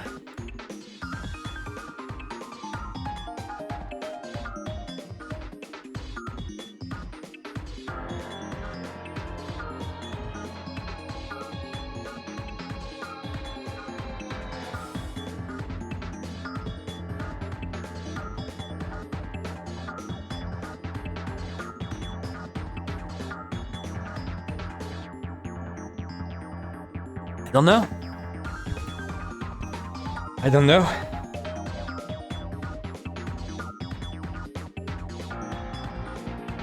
There's phone calls.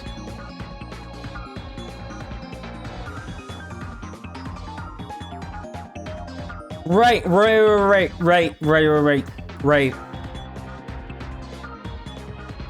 There's another last thing about Inch timeline. And a pretty important one. What about the bottles?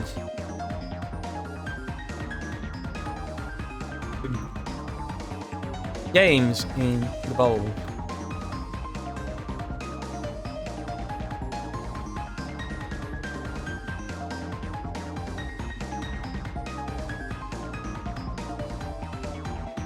There we go.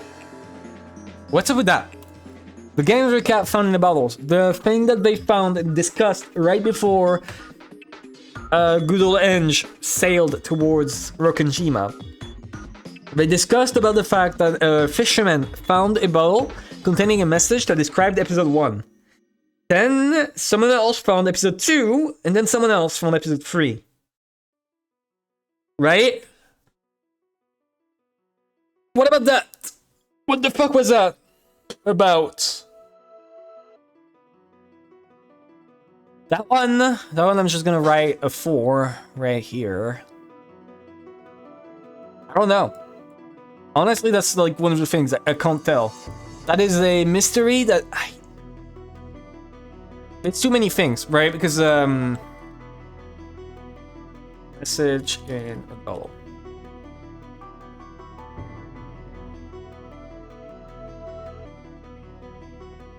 Essentially. Okay. Living now, range recap. We relate to the idea that each game is a different plan by the murderer unknown to best commit mass murder.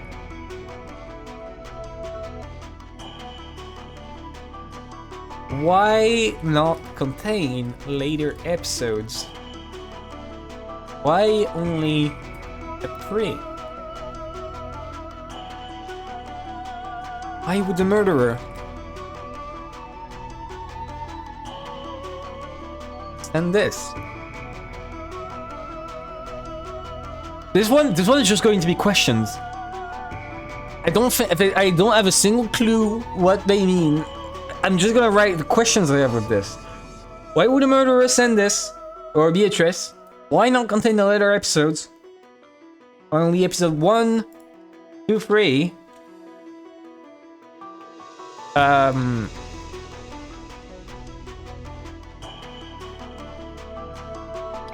Did they do this solely pretend to cast an air of mystery on what happened. Why did the police not find any corroborating evidence? Surely the corpses would have been found. Face burnt.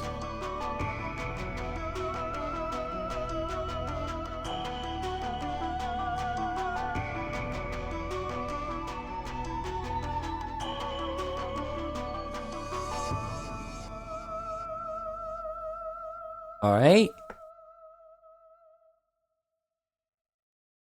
I don't think I can add anything more to this.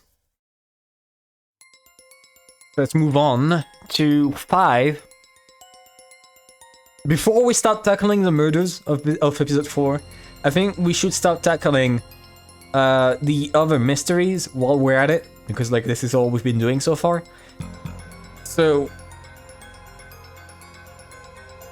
I'm gonna start talking about 0, 7, 15, 11, 29. 0, 7, 15,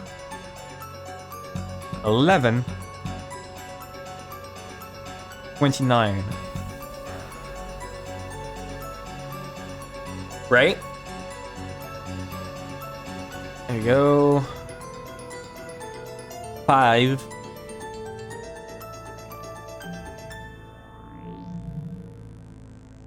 In big text. 0, 7, 15, 11, 29.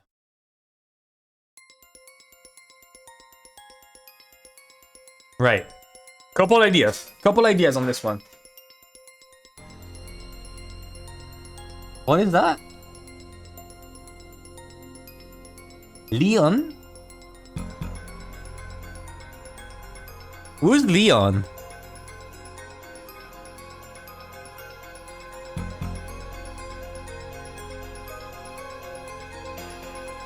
If it's lit speak, it would be something like if it was lit speak, it would be OTC, something like that. But I don't think that's it. Danganronpa reference. Fair enough. And the 9 being a G is like somewhat controversial. You could also say it's a B.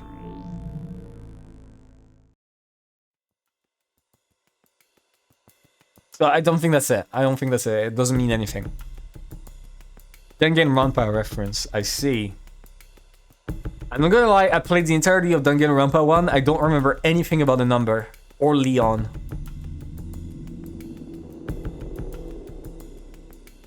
Like, I played the entirety of it, and I don't remember that.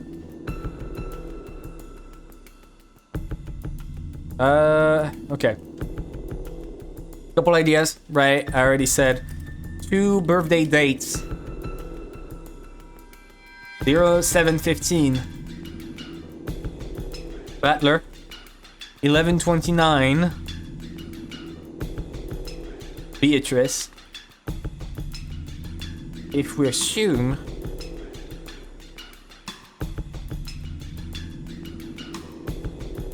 Beatrice was born before Battler. Was born 1 year before Battler.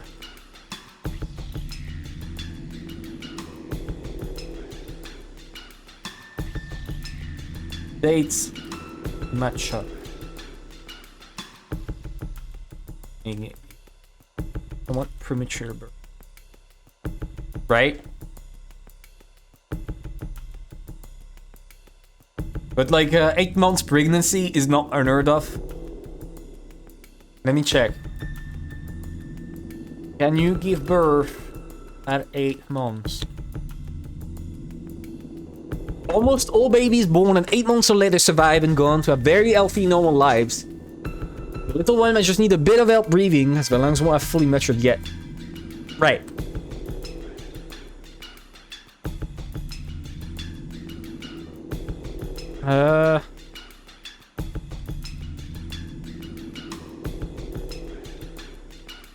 It is considered preterm. Babies born between 32 and 36 weeks. They may face some health challenge. So it's completely fine. It is completely fine. It is completely fine and completely reasonable assumption.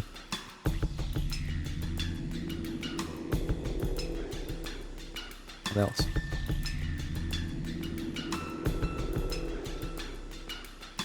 This one is the biggest one, right? Obviously. It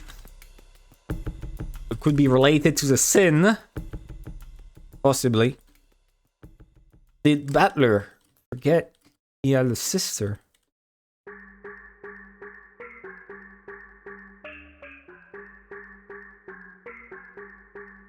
Right? This is my first guess, by the way. I'm just going in on this entire birthday date thing. It could be something else entirely, but I'm gonna go and explore that one as far as possible. So if Battler forgot he had a sister, whatever, why would the birthday date be important? Why make it so important as to show it to Battler right before he dies? And why would it be a gift after killing George?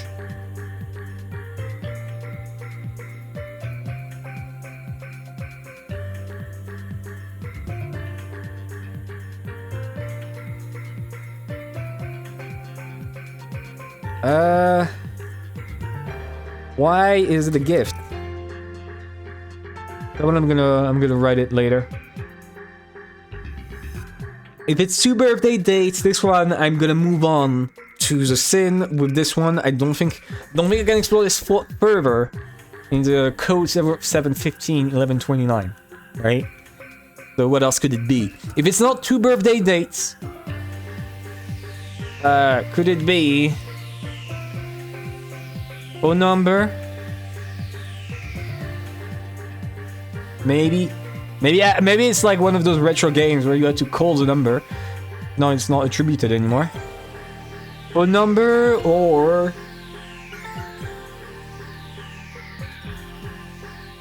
what else could it be? Area code, clue to the riddle. Incomprehensible. Right. So I'm gonna leave it here because I can't figure out anything about it. My best guess was a birthday date, because I don't see what else. 07, 15, 11, 29. It can't be letters, right? Unless you assume, okay. 07 E F G E. Yes.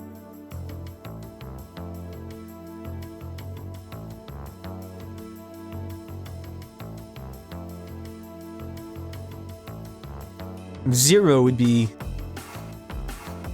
Yasabi. No.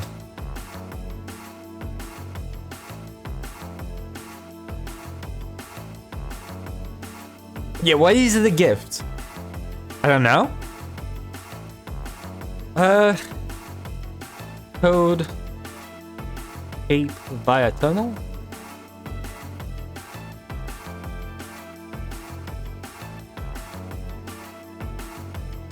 It's already used code for saves and right? What else?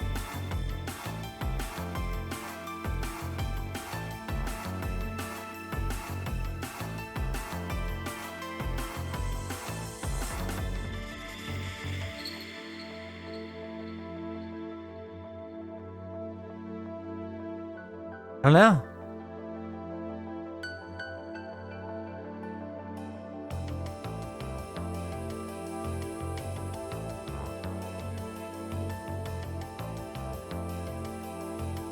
I had a thought, right, where you take each number, you look at who got killed first. Like, who got killed in 7th position? 0 would be Kinzo because he's dead before every game. And you look at that, right, for each, but no. No, that's silly. That is silly. I don't think it's that. I don't think it spells out a word. Let me write that.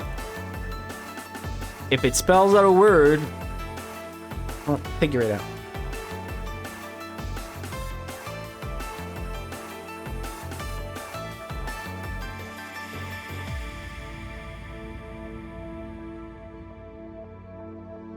I don't know what else. I'm gonna lower the size of those because they're a bit too big. It bothers me how big they are. During their importance.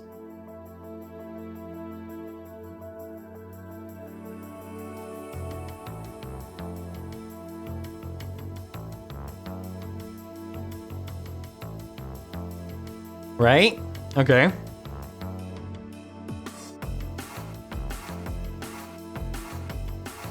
Ah, I want to delete this thing. Oh, I can just grab this. Stupid. Here we go.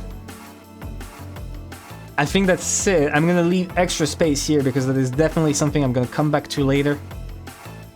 Right? Definitely worth leaving extra space on this one. I'm gonna do it better than this. There we go. Okay. 5 is done. Let's move on to 6. 6 would be the sin.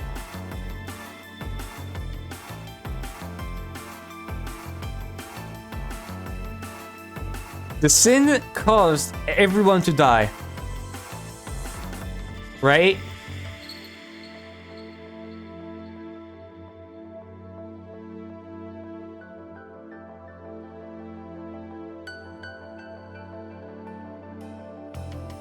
The sin, where is it? They wrote here. Every single one of those.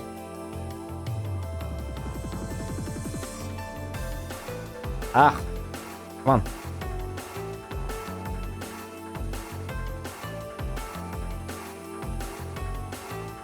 Here we go. And lower the size here. This one is big. 2.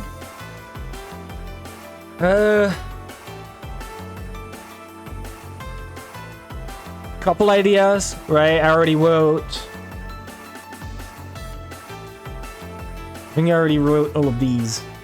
I'm just gonna copy this. I'm just gonna copy this because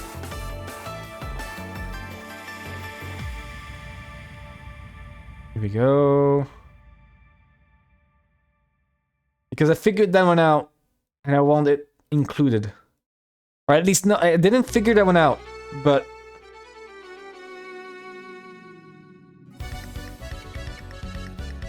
there we go.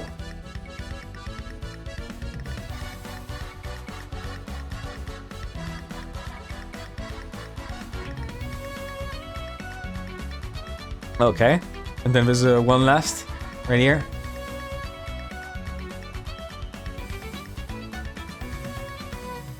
Ange is my little sister.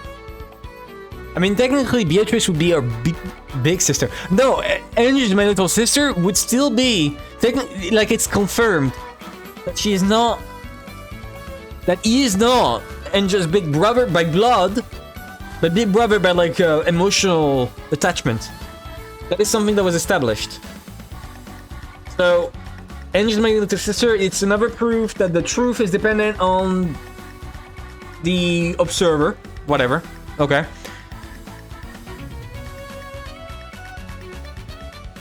No one except King's grandchild Battler is qualified to be your opponent. Cannon is dead. Okay, wait, where is it?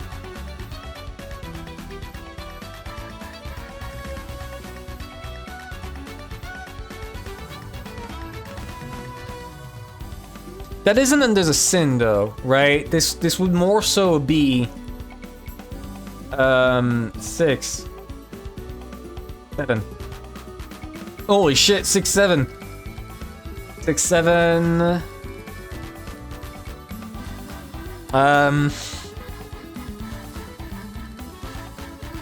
The Battler's dad. Battler's parents. So I wrote Battler's Kinzo's son, etc. Right? Let me move this closer to the edge.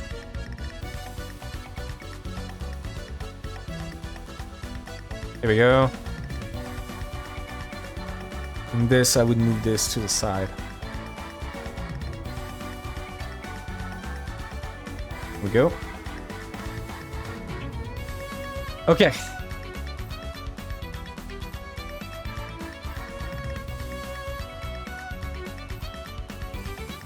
That was all of these.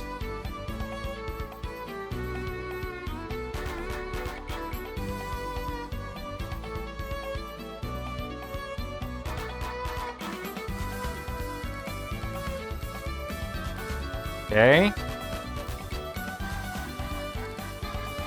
I wrote all of this and I do want it to be included, so I'm gonna leave it here. This one, here we go.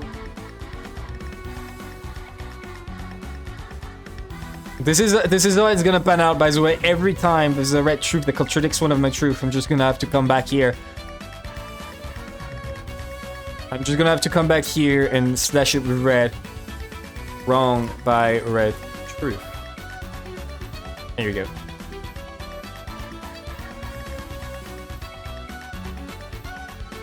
Okay. So Battler skins the sun. But I'm gonna add an extra thing. However, still a link between Rudolph's child and Kinzo's attempt, making a new Beatrice.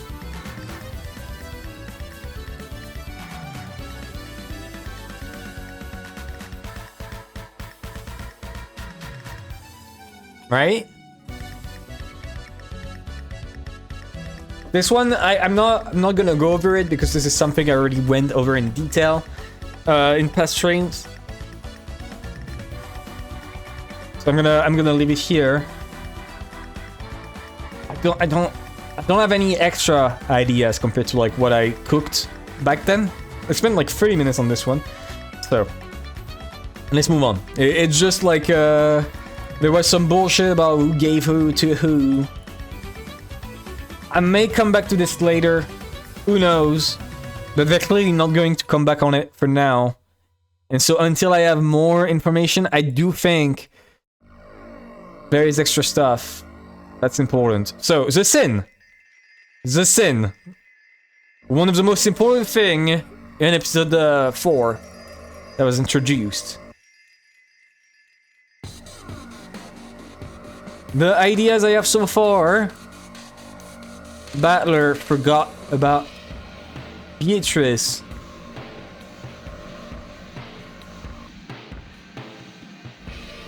Before she got her Beatrice name. Maybe Enzo abducted her?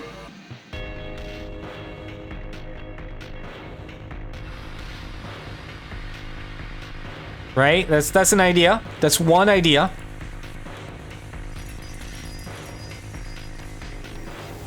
Okay, next one. I'm gonna shoot a lot of these. I'm gonna shoot a lot of sins that could be possible. So, due to your sin, a great many humans on this island die. No one escapes, all die. Decided to stop playing the game with Beatrice.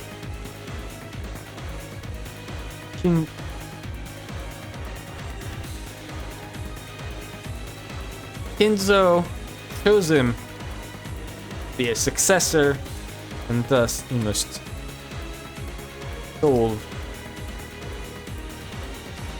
Just prevent the murders. He qualified.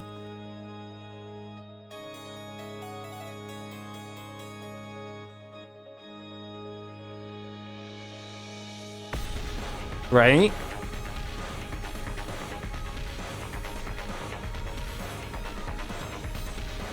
What else? What else? What else? What else?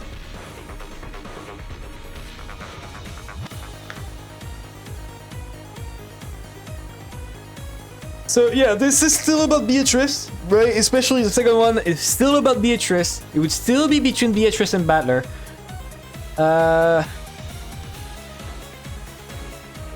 It makes Beatrice upset.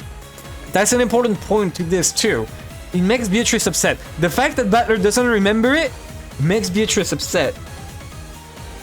Upset to the point of like losing any fun in anything she thought was important. She knew that Battler is in fact not from Asumu. She knew this, but she just used it to like end the game. She knew that Battler was still related to Rudolph. She still knew this. So who is it?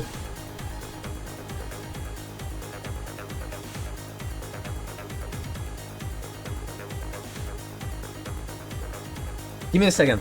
Gotta check something.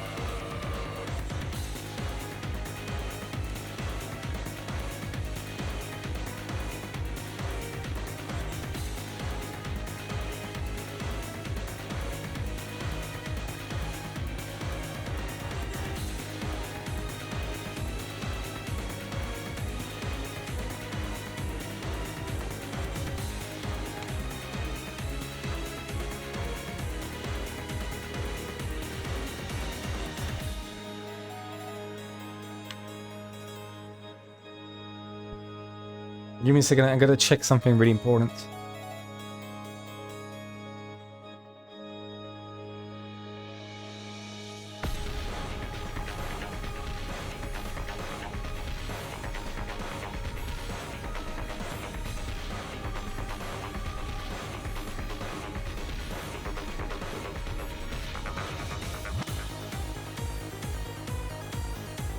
Okay.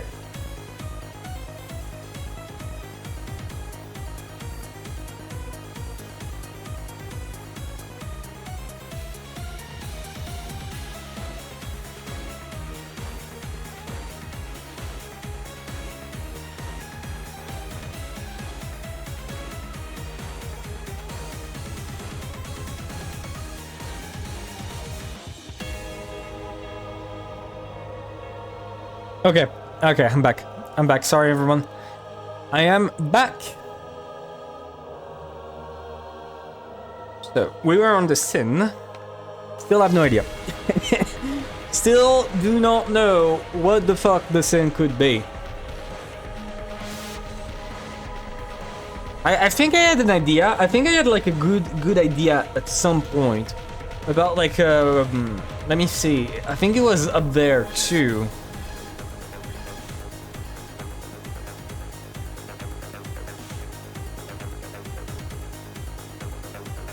Right? Like, this one too.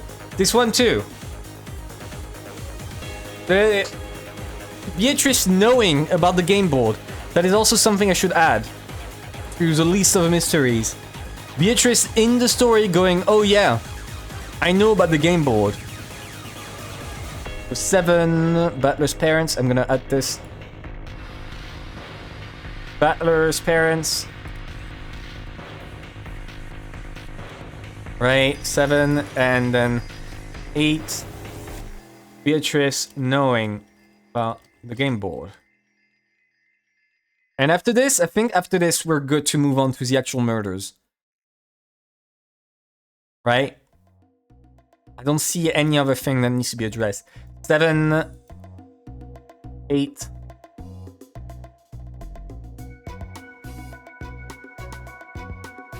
Okay.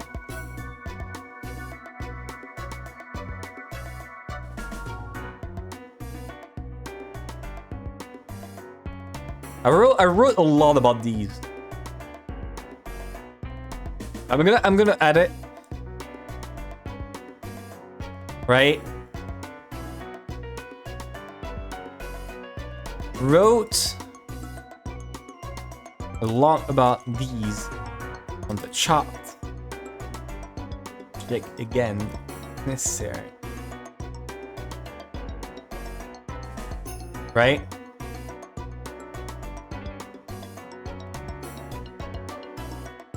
Because like there's a lot I wrote there.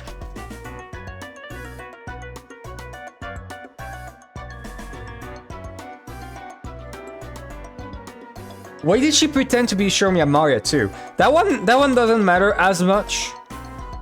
I may add it. Right, I'm just gonna add it really quick. Why did she pretend to be Shomiya Maria? What was the end goal of that?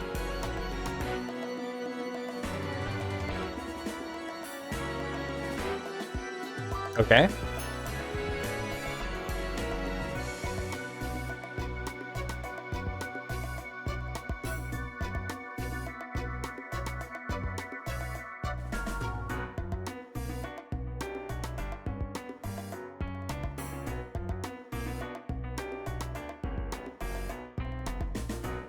There's the again here, right? I'm gonna highlight a bit more. So I can come back. No, it doesn't matter if I highlight it here because this isn't gonna be saved. I'm gonna put every single one of these in the same chart. So I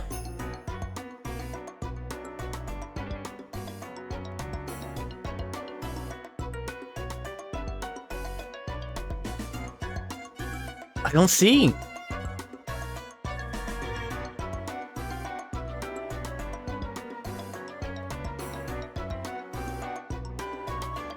I'm assuming there's a lot of people on this island, by the way. On episode 4, I assume there's a lot of people extra. Because I don't see how you could have done any of this without help. Which makes things extra complicated, because if you want to assume that there is in fact 17, and like you manage to sneak in an extra person somewhere, there would still need to be more than one. No. No, because...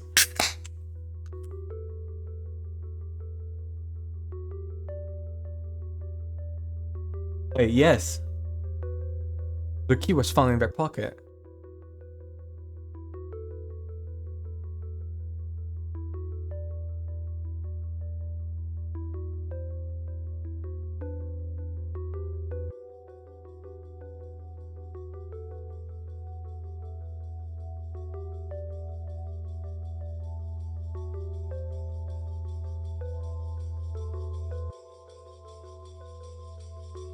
Yeah, right. I wrote that, right? It was easy to set up a string or something to slide the key. That was what I was searching for. Okay. I'm gonna go really quick. I need to. At least 1,000 hidden accomplices. 50 feral dogs. 50 feral dogs did it. Alright, BRB.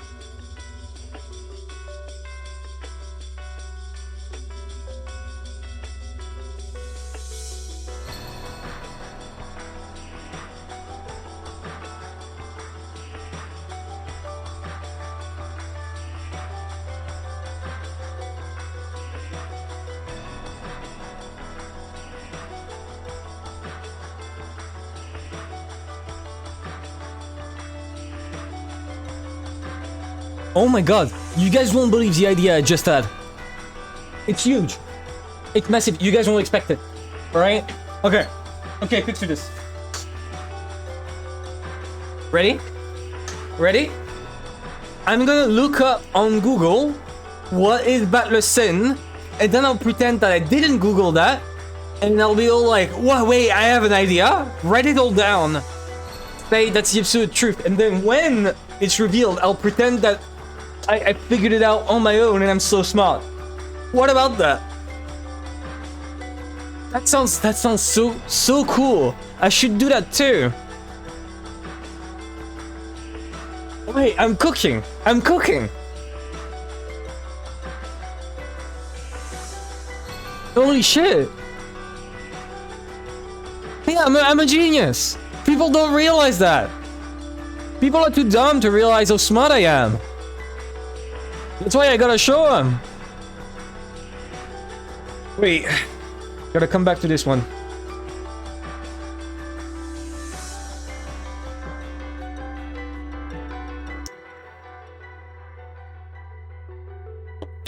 What happens on Final Twilight? This one I need to come back to.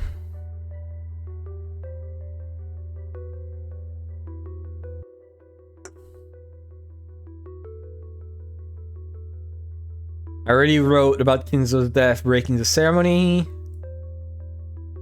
The sin that Battler commits, which leads to everyone dying, is in figuring out the goal of the ceremony. Right? I wrote that one. I'm gonna add it here.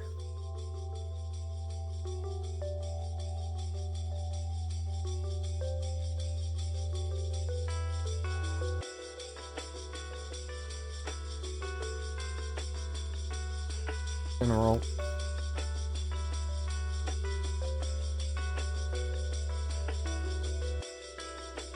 There we go.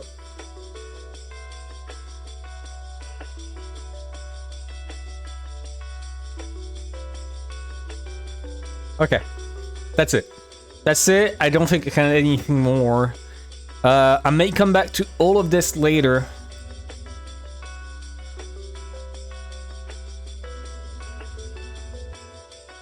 It's time to move on to 8. Beatrice knowing about the game board. Then below this will be all the murders, by the way. Down here, this will be the murders.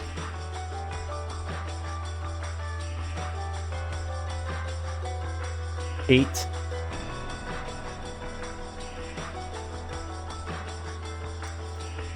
Beatrice knowing about the game board. There's not much to say here. No, actually, I think I should put that down there. The reason why I separated everything, again, is to be modular, so I can, like, decide suddenly, oh, I want this to be here instead, and then move the rest, right? I think it's the best way to do all this. So... Oops. My plan backfired.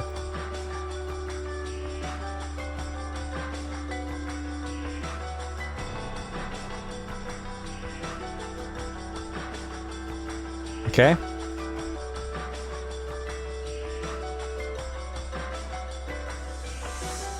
Eight? What is it? Oh, did they know? No. Was Beatrice knowing about the game board?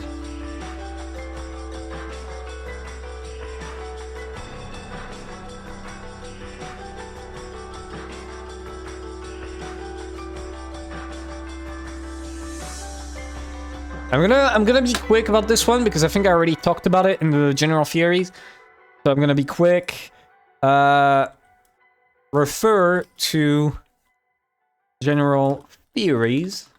General theories, by the way, to be clear about what I mean by this. It's this panel. Oh shit! It's this panel right there. Right here.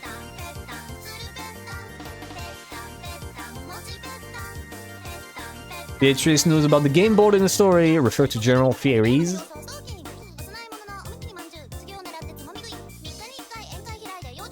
Maybe I could add an extra thing or two. Maybe Beatrice. Also, dessert. All a game. Anyways, maybe we plan all this event in advance, in details, writing out many action plans. Prepared as possible.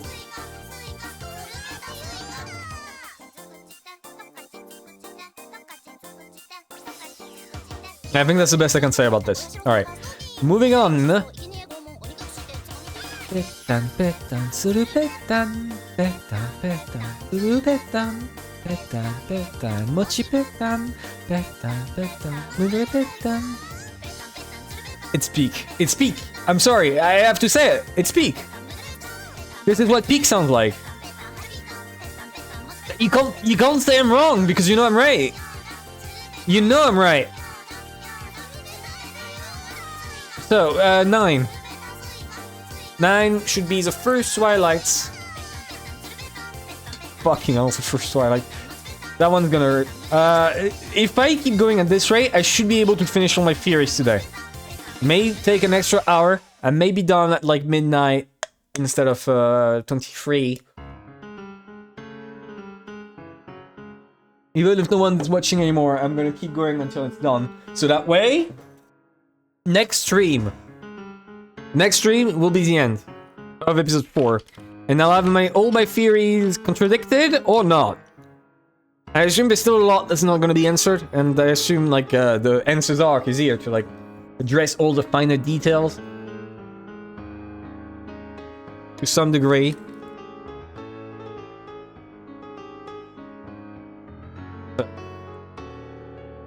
9. 999.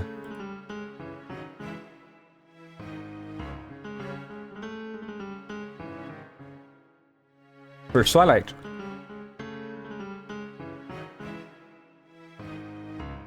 Then would be... By the first Twilight, I'm including like all the bullshit about Kinzo coming and being sent into the jail cell.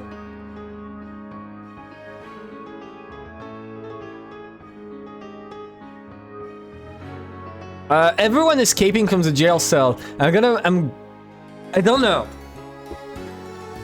In regards to like, oh, they escaped from the jail cell. Okay, here's a problem, right? I talked about, I think a reason why everyone would talk about, you know, the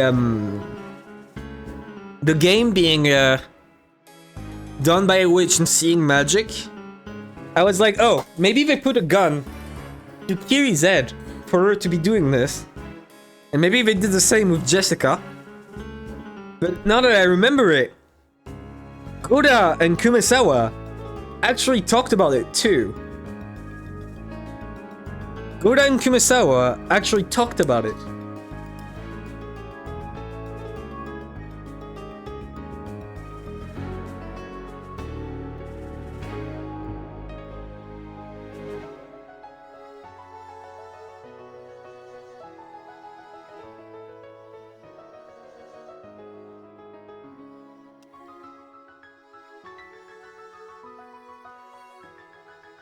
I don't know. I genuinely do not know.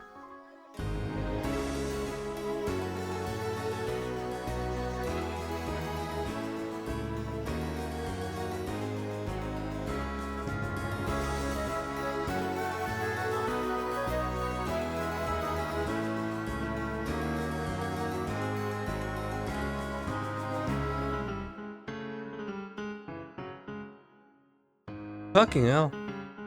I'm sorry, I'm just completely lost. At this point in time, I'm just completely lost.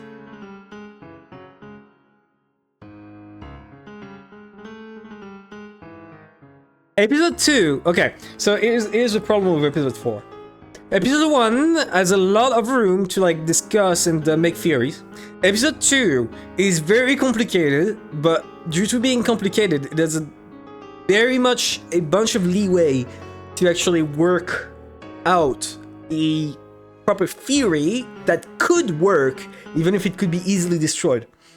Episode 3 is very light, but is also somewhat simple. It's about the same difficulty as episode 1, in my opinion. Episode 4 feels more so like Beatrice throwing everything she can to assert that the witch is true. Every single event in episode 4, literally every event in episode 4 was not done as a way to kill everyone, like in episode 1, 2, and 3, right? If you consider the murders of episode 1, 2, and 3, if you consider all of them, they're all clearly done to scare the collective of the family into believing in a witch, without showing the witch. Episode 4, everything about episode 4 is centered around Butler. The entirety of episode 4 revolves around Butler. Even if Butler is not involved in any of the murder, even if Butler is not kidnapped, even if Butler is locked inside a room the entire time, Butler is constantly at the center of attention of everything. Everyone talks to Butler, tells Butler what's going on. Everyone calls Butler, or at least to some degree involves him via distance. Everyone puts Butler at the center of the scene by making him like a potential successor through Kinza's game. Beatrice comes directly to talk to him. Everyone spends time talking to Butler to tell him that magic is true. Butler is the centerpiece of this entire episode, which makes things so much harder to decipher because it feels more like... It feels less like every event is trying to be a puzzle closed room that looks impossible to solve, and more so like a barrage of bullshit specifically designed to hurt Butler, and only Butler. Because in every other episode, magic was only shown to the people who already believed in it. That is, the servants. Those were the only people who were shown magic and then talked about it. Besides George in Natsui's room. But George, like, just already believed it instinctively because, you know, he believes his wife. Rosa in episode 2. Yeah, that one is also... I already talked about that one. That one doesn't make sense either. I don't understand why Rosa would be shown magic directly. It makes no sense. I agree. Good point. Good point, but I still don't understand why. That one bothers me too. Why? Because it is such a minuscule act of magic that I don't see why. Why would she make a show to only Rosa, who doesn't even mention it to anyone else?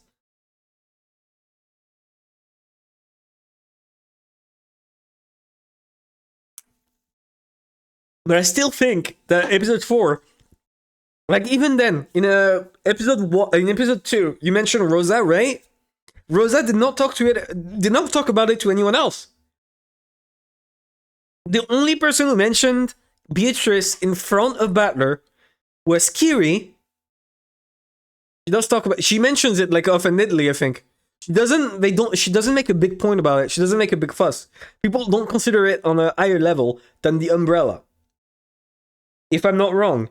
People talk about it, dismiss it like the umbrella. And it doesn't come back again. It's the same thing with Natsui, I think. When Natsui brings up the mark on the door, but it never comes up again. Every time people talk about the proof of the witch, they only talk about the deaths, the murders, and possibly the umbrella. But neither the mark of Natsui or the candy magic that everyone assumes either she imagined or was just like a cheap magic trick.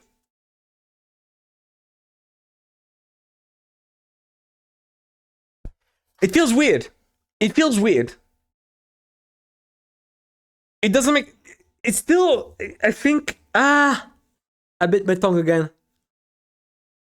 It still doesn't make sense why everything in episode 4 seems geared towards convincing Battler and only Battler.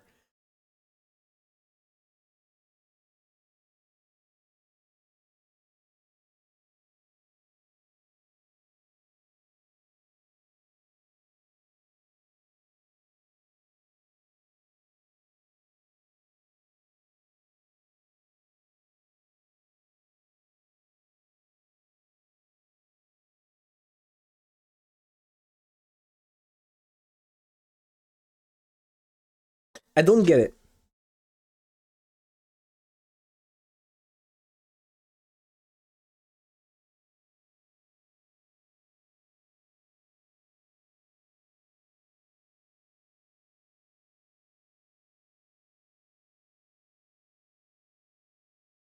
Like, see, the fact that Maria says Faber gave her the umbrella this time around.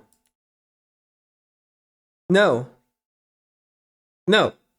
In episode 1, it was geared towards convincing everyone alive that the witch was real. Everyone.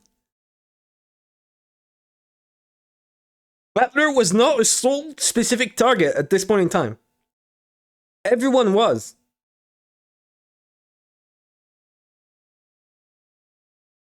In episode 2, same thing.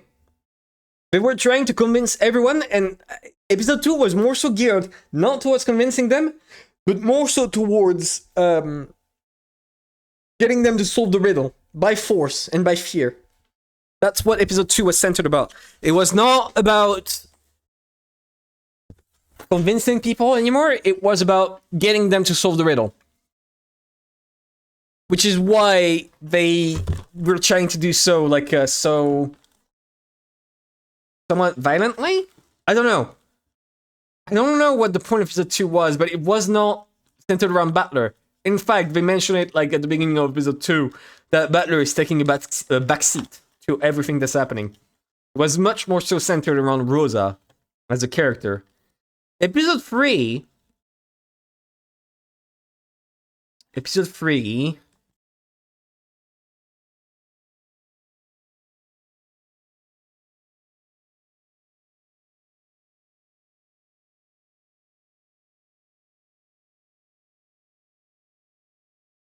Episode 3.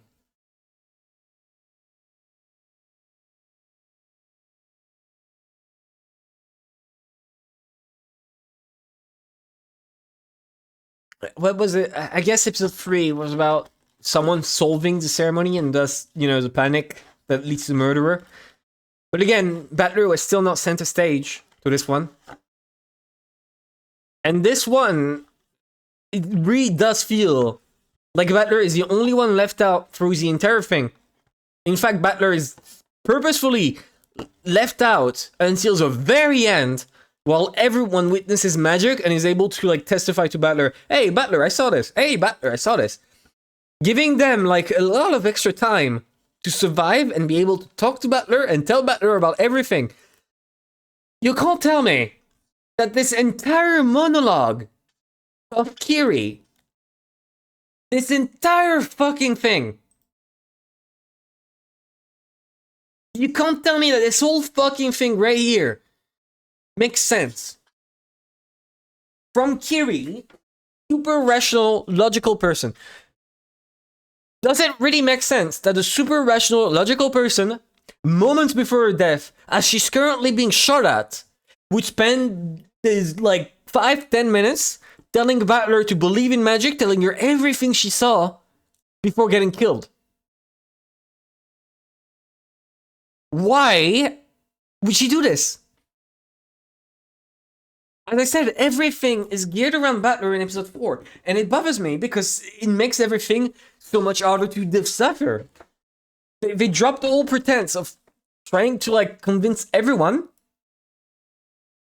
which means we can just, like, make up as much bullshit as possible to everyone else and try and force Battler to believe it.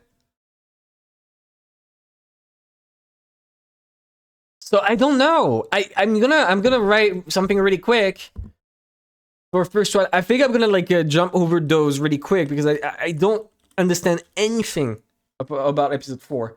It's even worse than episode 2 because there's so much fake magic going on that it's nearly impossible for me to go, oh, there's that and there's this and there's that, right?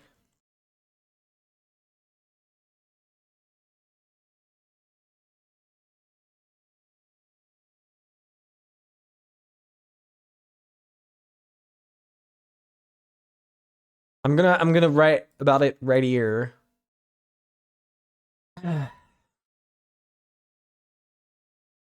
This entire episode is centered around Battler.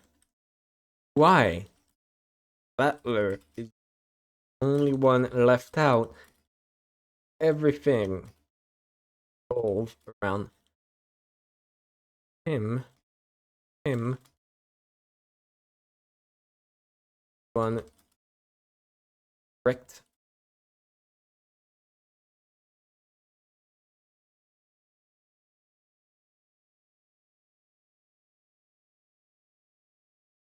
There we go. First Twilight, I already wrote some theories on the board. There. Right, I wrote about it here.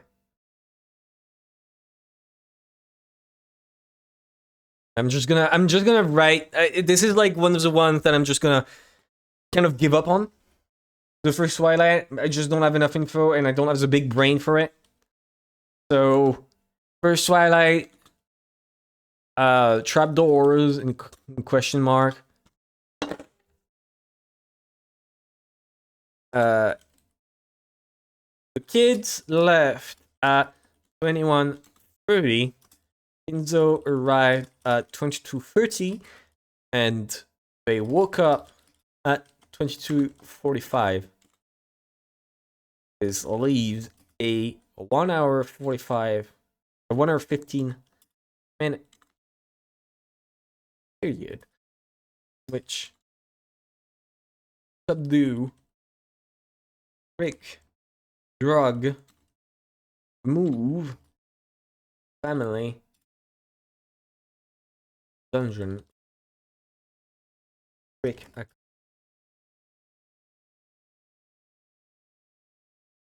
I'm gonna put it 10.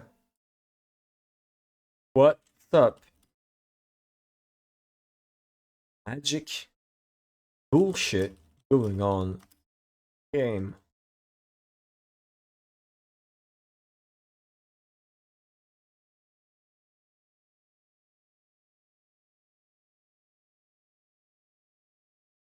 I'm gonna put it right here.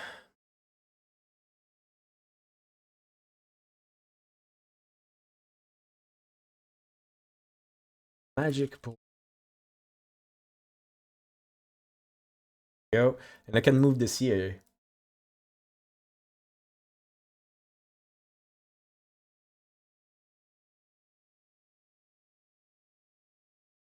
Here we go.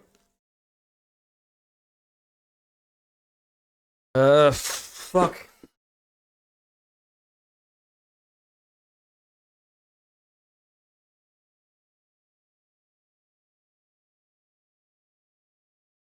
What else? What can I add to this? Could be drugs. Could be trick. It could be coercion.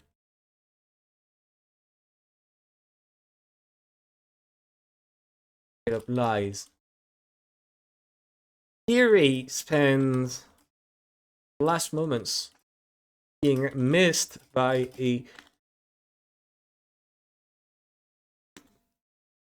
hack. Bro, only one gunshot at the end. Telling Butler specifically about how magic is real all throughout. Instead of, I don't know, anything else.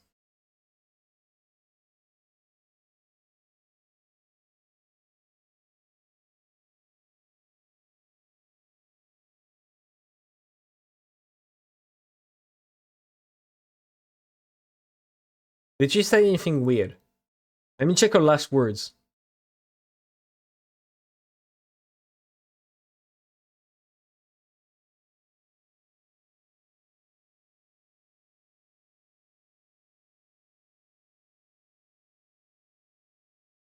Oh, she says we couldn't accept. We want you to accept it. So anything she says,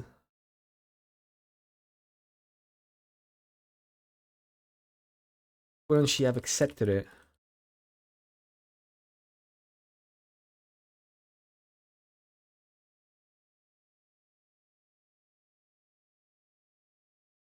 Because like if I saw magic holes come out of the floor, no matter how much of a skeptic I am, if I saw that with my own eyes, a girl throw magic holes through the floor while bunny girls appear in a cloud of butterflies and shoot gold strings out of a bow that aim and blow up the face of my family, no matter how much of a skeptic I am, if I see that with my own two eyes, I would have no choice but to say magic is real. I would accept it. Why does she not accept it?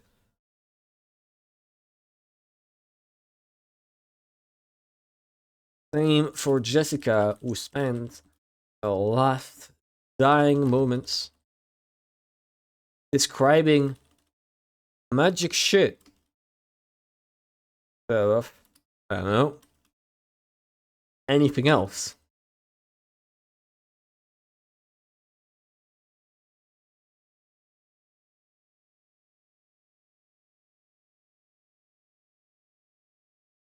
Go. Goda and Kumasawa talk about it.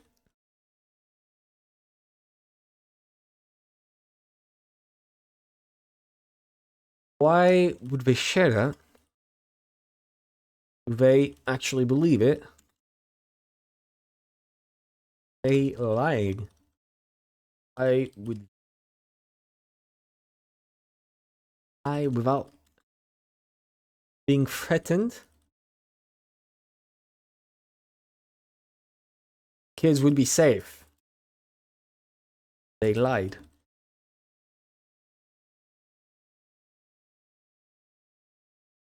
It's the most complicated one. Also, I forgot the music. I've been so entranced by everything that's been going on, I forgot to turn on the music again. My apologies. Here we go.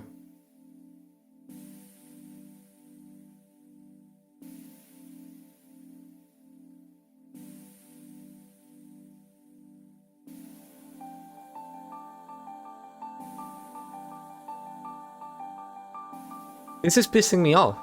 There's so much that doesn't make sense.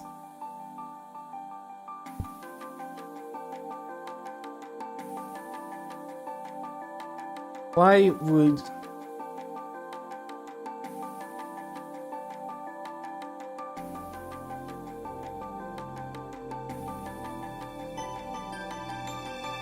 Why would Beatrice show up at the end to prove she's real? Why would she leave him 24 hours to check out everything and play detective?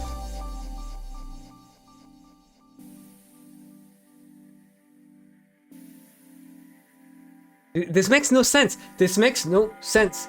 No goddamn sense. Why would there be such a strong specific focus on Battler and Battler only this entire episode?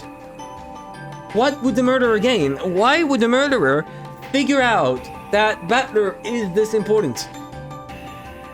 Oh, would murderer figure out fucking Battler? Ushiramiya, of all fucking people, is important enough to center all their murder and magic displays around convincing him without directly showing it.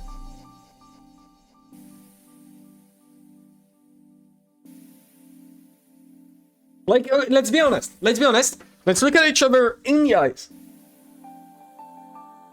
In the eyes, and let's tell ourselves, right?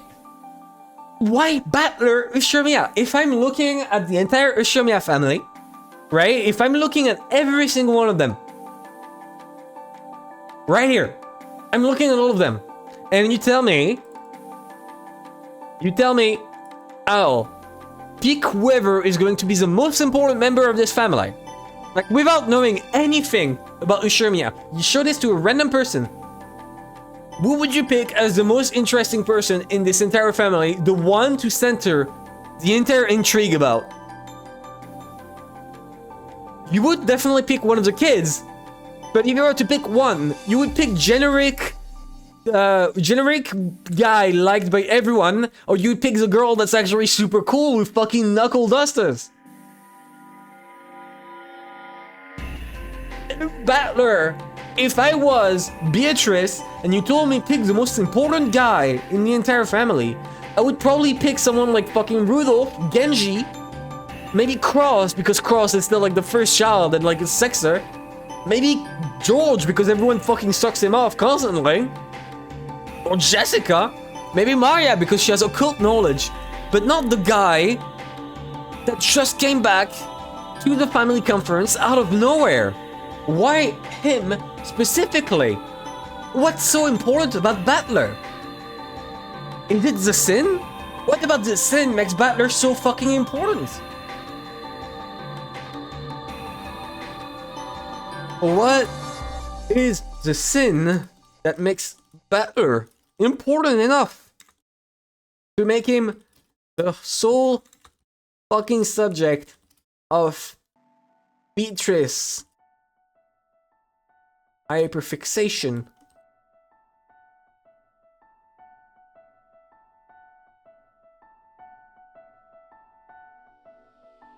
Right?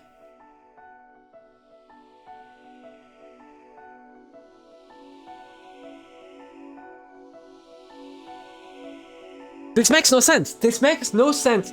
This entire episode, it's not like episode 2.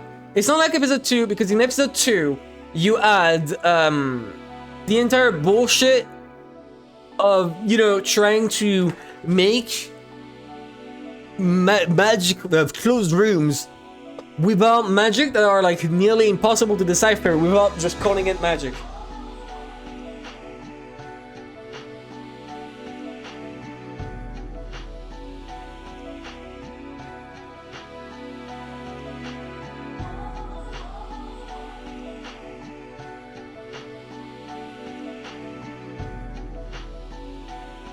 But clearly at some point. Yeah, very good question, true. But at some point, Beatrice gives up on that to make it specifically about her feud or her sin with Battler. Why?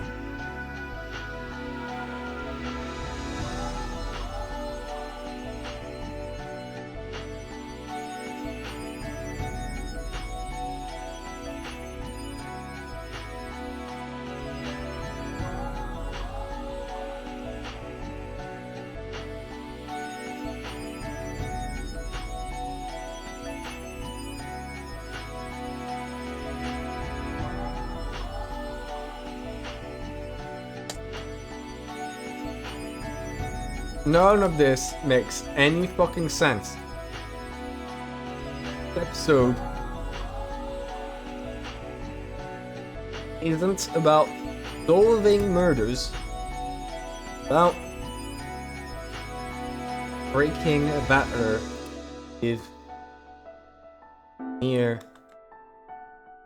stupid levels of bullshit, magic, showcase about with family,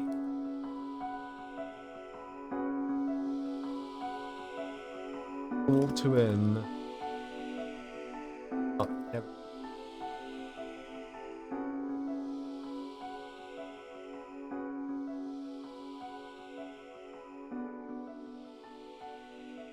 It's leveraging Battler's trust in his family as a way to convince him.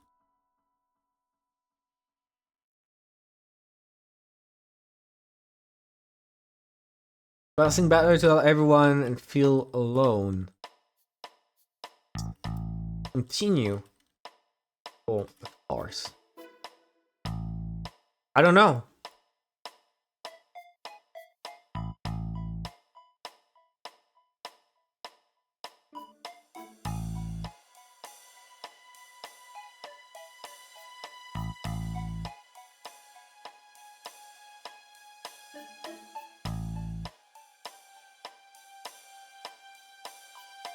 No.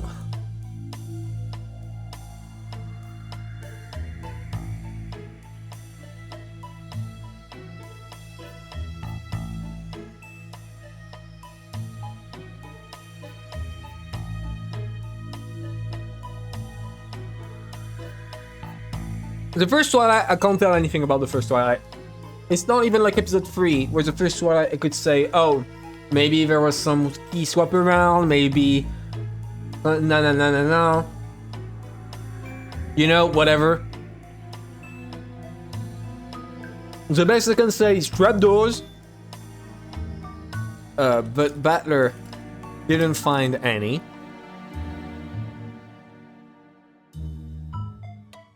Pointing out the gap in time frame that there is an hour and 15 minutes where anything could have happened because Battler was not here.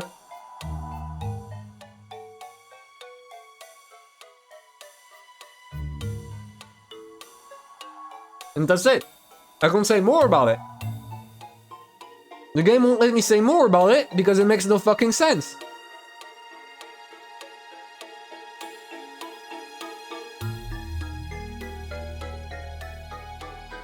$11. Besides this, there's not much else.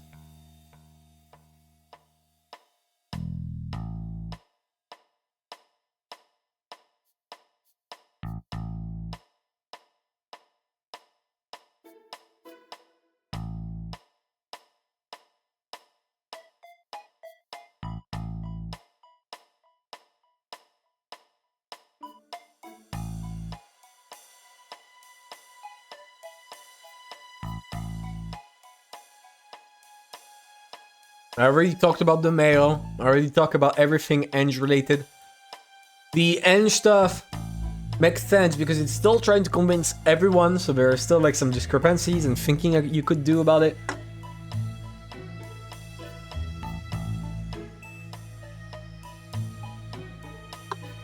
The manner in which you fought up until now will greatly influence the difficulty of this game. I see that. I see that. If you were thinking like very human or whatever, it's near impossible to like fucking solve this shit because none of it makes fucking sense. The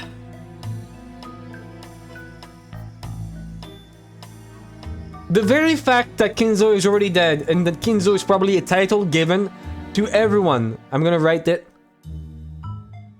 The very fact Kinzo is dead, red, proves every single thing that about magic being real is either an hallucination or everyone lying for some reason.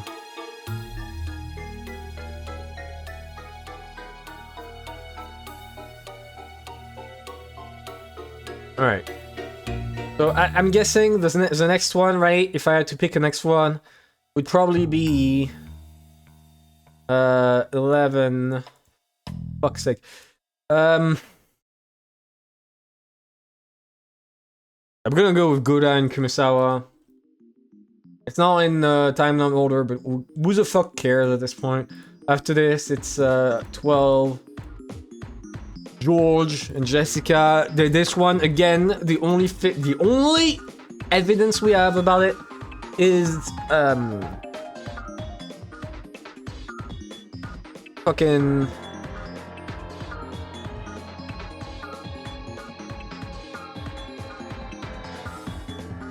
fuck. George and Jessica. The entire family running away. The entire dungeon running away.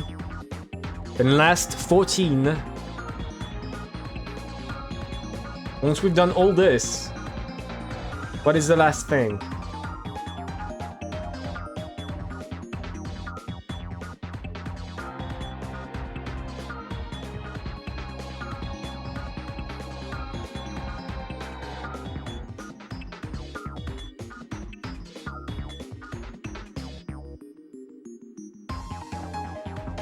Also, Kinzo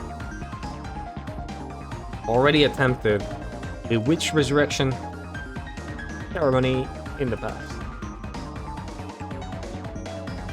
Okay, last one, but not least. I think actually it is least. What else?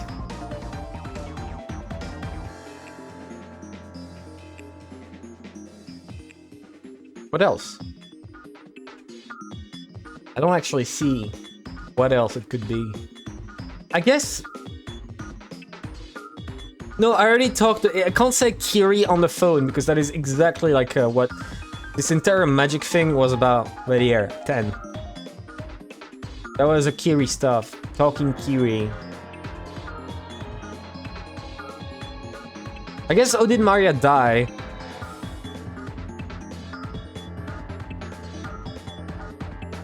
Did Maria die? And after this, it's just general questions that I can ask. I'm gonna do. So I'm gonna go over these really quick because it's the very last ones, right? And we should be done. So, fuck's sake. Goda and Kumasawa. This one we do have some info, so it's actually possible to solve some things, right? So I already wrote about it. I'm gonna copy paste there.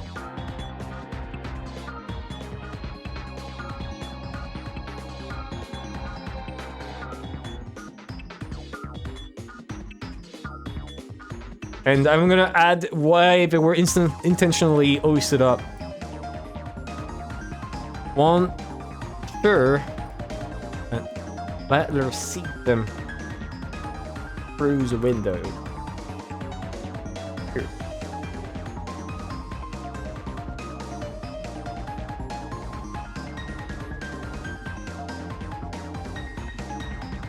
Could be that big.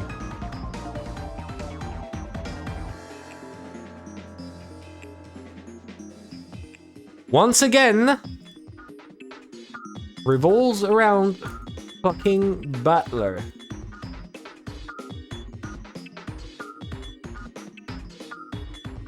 Remove this.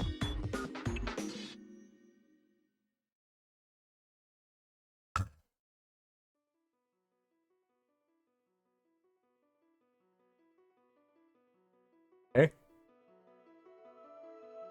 Someone is inside, killed them, took the key, left, and locked up. Because we were stayed up, it was easy to set up a string. Here we go. Now go above her adding anything else because I don't see any other thing. Right? Boom. I'm kind of giving up on episode 4. I'm not gonna lie. I'm gonna try and think about it more on my own, but like, currently, I'm kind of giving up. And like, giving up not in the sense of like, I think it's magic. Giving up in the sense I don't have enough info on all of this, because clearly the game was less centered around giving you info and more around giving you fake information constantly, right? Let me add this. Which, by the way, I forgot to write that. Ep 4. I'm gonna write it this. This entire episode is less centered on trying to... on confusing you with real information that seems impossible, and more so about force-feeding you fake information constantly to overwhelm you. I'll make many theories without any facts.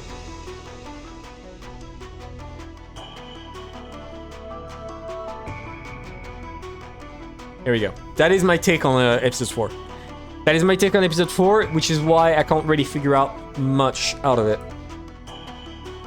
So George and Jessica once more. There's no way to know. George and Jessica.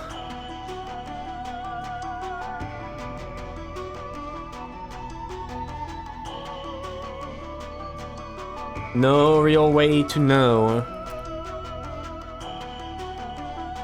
They are completely, plausibly killed in any way imaginable. The only spreading fact, fake info, and phone call from Jessica.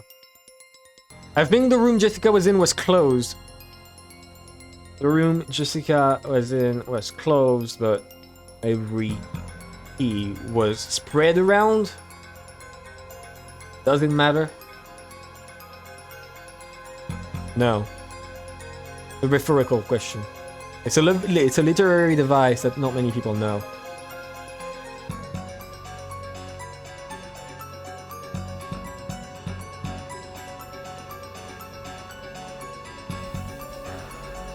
It's like, okay, to like bounce off of this, right? It's like if I told you, hey, guy, girl, or anything in between, or outside of it, this person right there died. You look at the corpse and you go, yep, they're dead. And you tell them they died because a fucking alien shot them with a gun from space that pierced their hearts without leaving any external wounds. And you go, okay, shut the fuck up. But you can't work with that. You can't tell them that's false. You can't tell them that's true. It's all devil's proof. This is where devil's proof comes in. It doesn't... Sure, whatever the fuck you tell me, but there's no way to prove it. Either way, it's just your words against mine. So it's not like I can make anything out of anything here.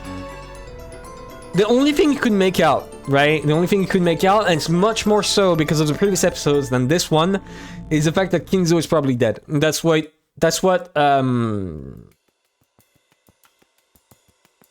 Battler did right there and figured out, but I don't think he can make anything more out of all of this. Battler could make a blue truth about anything and force Beatrice to say whatever, and I think this is what's gonna happen. I think this is what's gonna happen. The ending of episode 4 will be, well, generating as many red truths as possible to make theorizing possible task in the first place. And that's why it would have been good for me to finish episode 4. Because while it may answer questions from episode 1, 2, and 3, 4 is impossible to do until the barrage at the very end. Right? Until the attack at the very end, it's clear that there is no way to do anything. Clearly that's intended.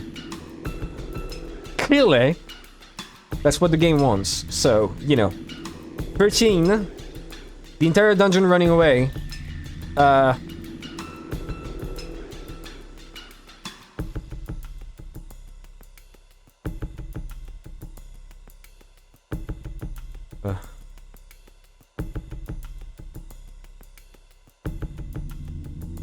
I'm gonna write about the same thing. Entire dungeon running away. And dying.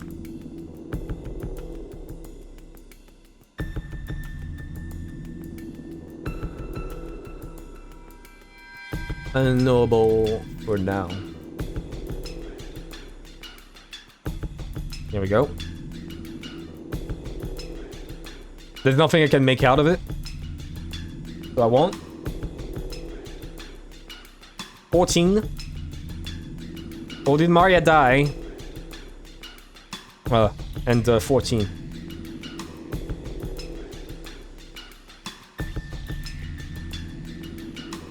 Maria dies.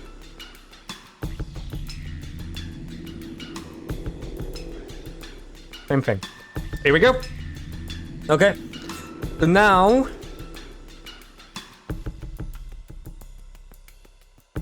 Now that's it. We have all our theories. Like, this is why I was able to do all the end shit. But after this, it's completely worthless to think about. So, let's go back to the general theories. Right here. I don't think there's much else that I can do. There is... Yeah, Kinzo's death ceremony broken. That's right here. I already wrote about it. The murderer can do anything they want. That one... I can't really tell what this means yet. But I'll have to address it in story to know what it means, because it could be any of those. And yeah, I do think maybe it's possible that every time there's an extra death, it was solely to compensate for Kinzo's death, so that there can be 13 exact deaths from the murderer's ends, which wasn't possible in episode 3 because Eva killed too many. But in episode 1 and 2, it was possible because in episode 2 they didn't kill extra because Kinzo was already dead and not counted. In episode 1 they had to, and in episode 4, I don't fucking know. What else? Why pretend Kinzo is not dead? I already talked about it here, right? I'm gonna add it here.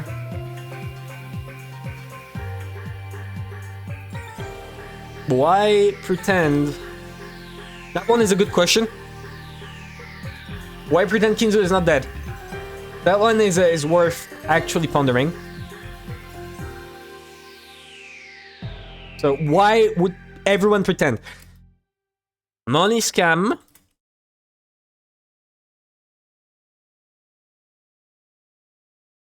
And I'm gonna add... But why keep up the charade? Even when they're all on the verge of dying.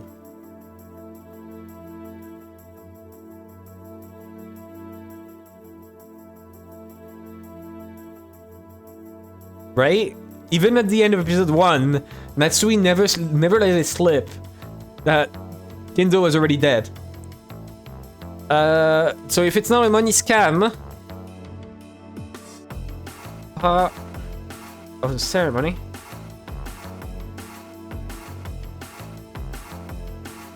Money scam definitely is involved.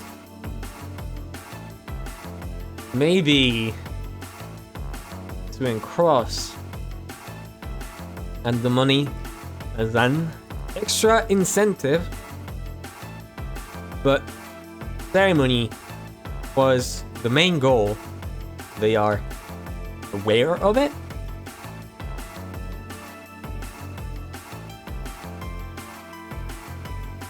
Cross did find a gold bar.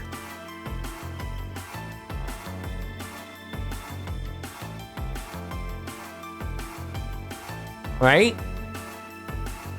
What else? If it's not part of the ceremony, if it's not a money scam... If it's not a money scam... They No, if they killed him, right, it would be the same. So, like, I don't think can add anything more. And I don't know. I don't know about this one. And the last one. The last one.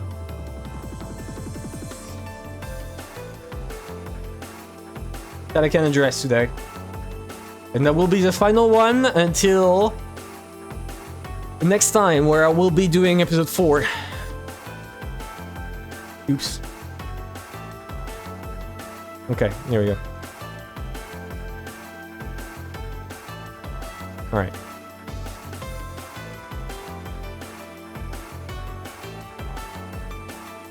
Final one.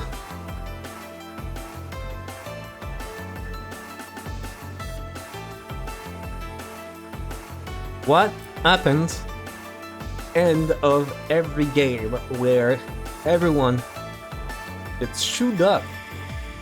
Or does the police classify it an accident? I had a couple ideas about this, right? This one I do have ideas. So, number one possibility.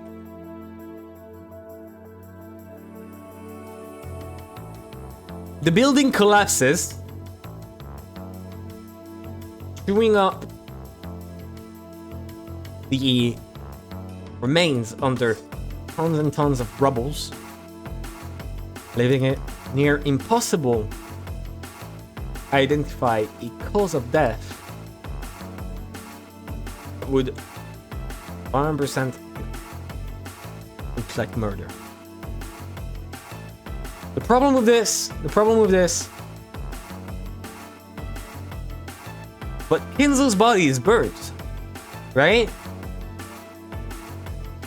Does the mansion catch on fire too?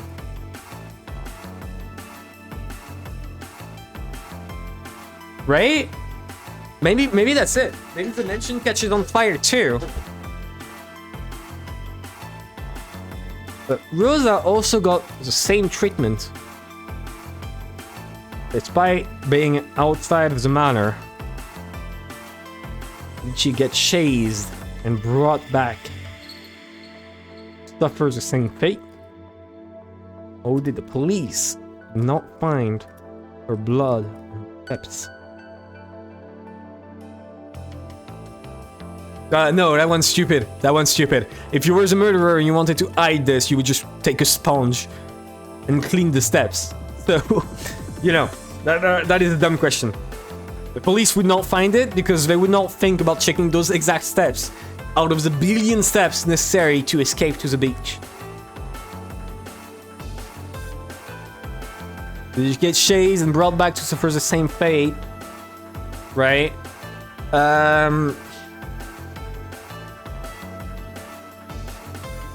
What else? What other way that you could see it? Did the murderer go to town on all the remains and then cause the collapse to ensure no one witnessed it? But if that's the case, they would only have 10 hours. Need kill the remaining. Right. By hand. Which, I mean, isn't impossible considering they already kill, like, everyone. But it's much easier to pick on, like, individual people without guns. Rather than, like, the last guy who's completely paranoid and aware. Plus, it gives them less and less time. What else?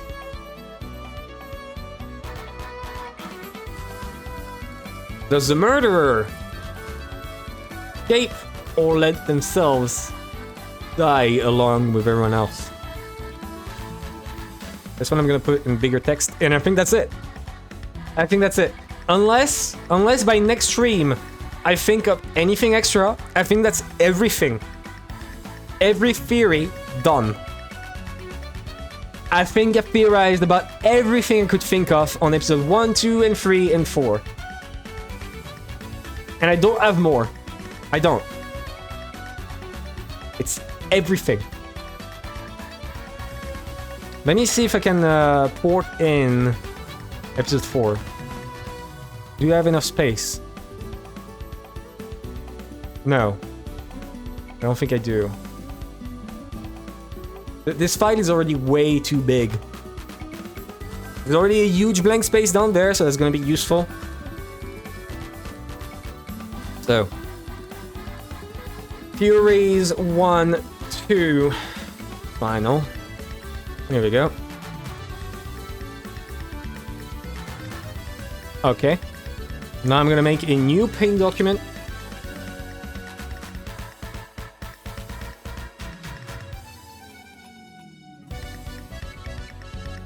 Come on.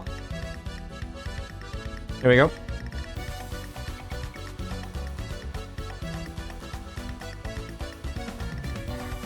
Oh wait. I need to expand this. Actually, wait, no, I need to start with episode 3. With the theories for episode 3. And after this, we are actually 100% done. We are genuinely 100% done, and I can't wait. Not because I hate Umineko, but because I can't wait to actually, you know, move on to reading episode 4, so I can see what's left. And possibly theorize on episode 4, because there's no way to know anything about the episode 4. God, she's so cool. Look at Jessica.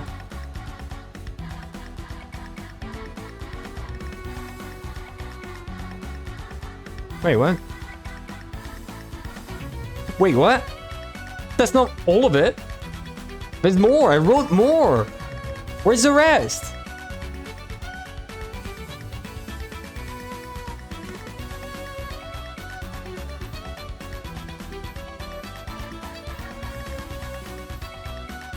Oh, right here. Okay.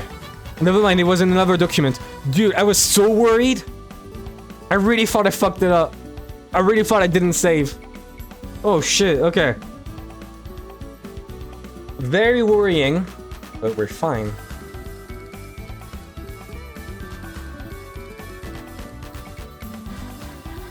Okay. Go. Oops.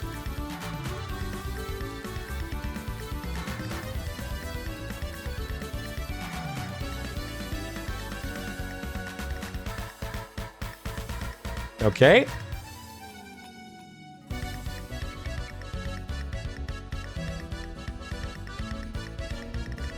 Now, Theories, episode 4. No, wrong one.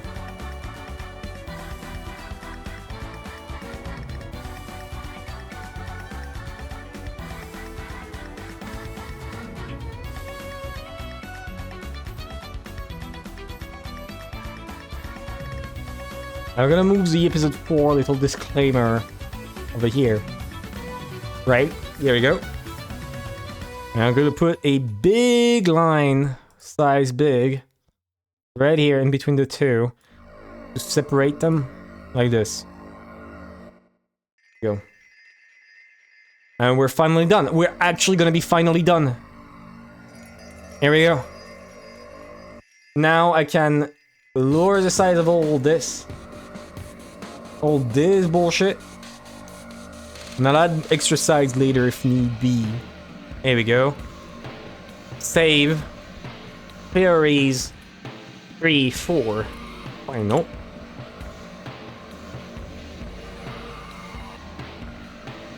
Here we go.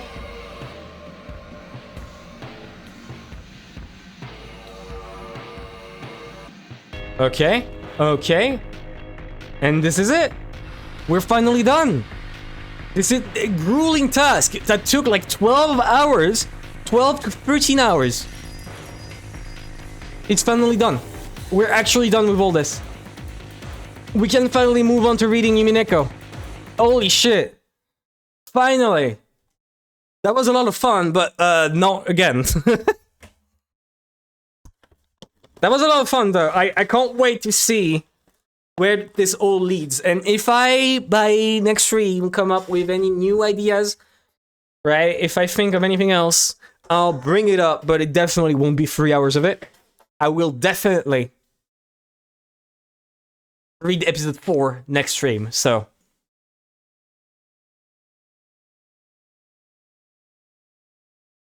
I'll do it on Wednesday, because I think Wednesday is the best day for that. Normally, I should do it on Tuesday because, you know, it's every other day. But I think Wednesday is better. No, we're Monday. Never mind. We'll do it on Wednesday. Here we go. So Wednesday, reading episode 4. We're finally gonna be there. The finally. We'll be there. We'll be good. It's crazy. I can't believe we're there. I genuinely can't believe we got that far. By God, that was something. Nice Theorising. I'm glad people enjoyed it. I'm glad people actually showed up. I really thought no one would care. So I'm glad people did. But yeah. Bye bye everyone. Have a good night. Here we go.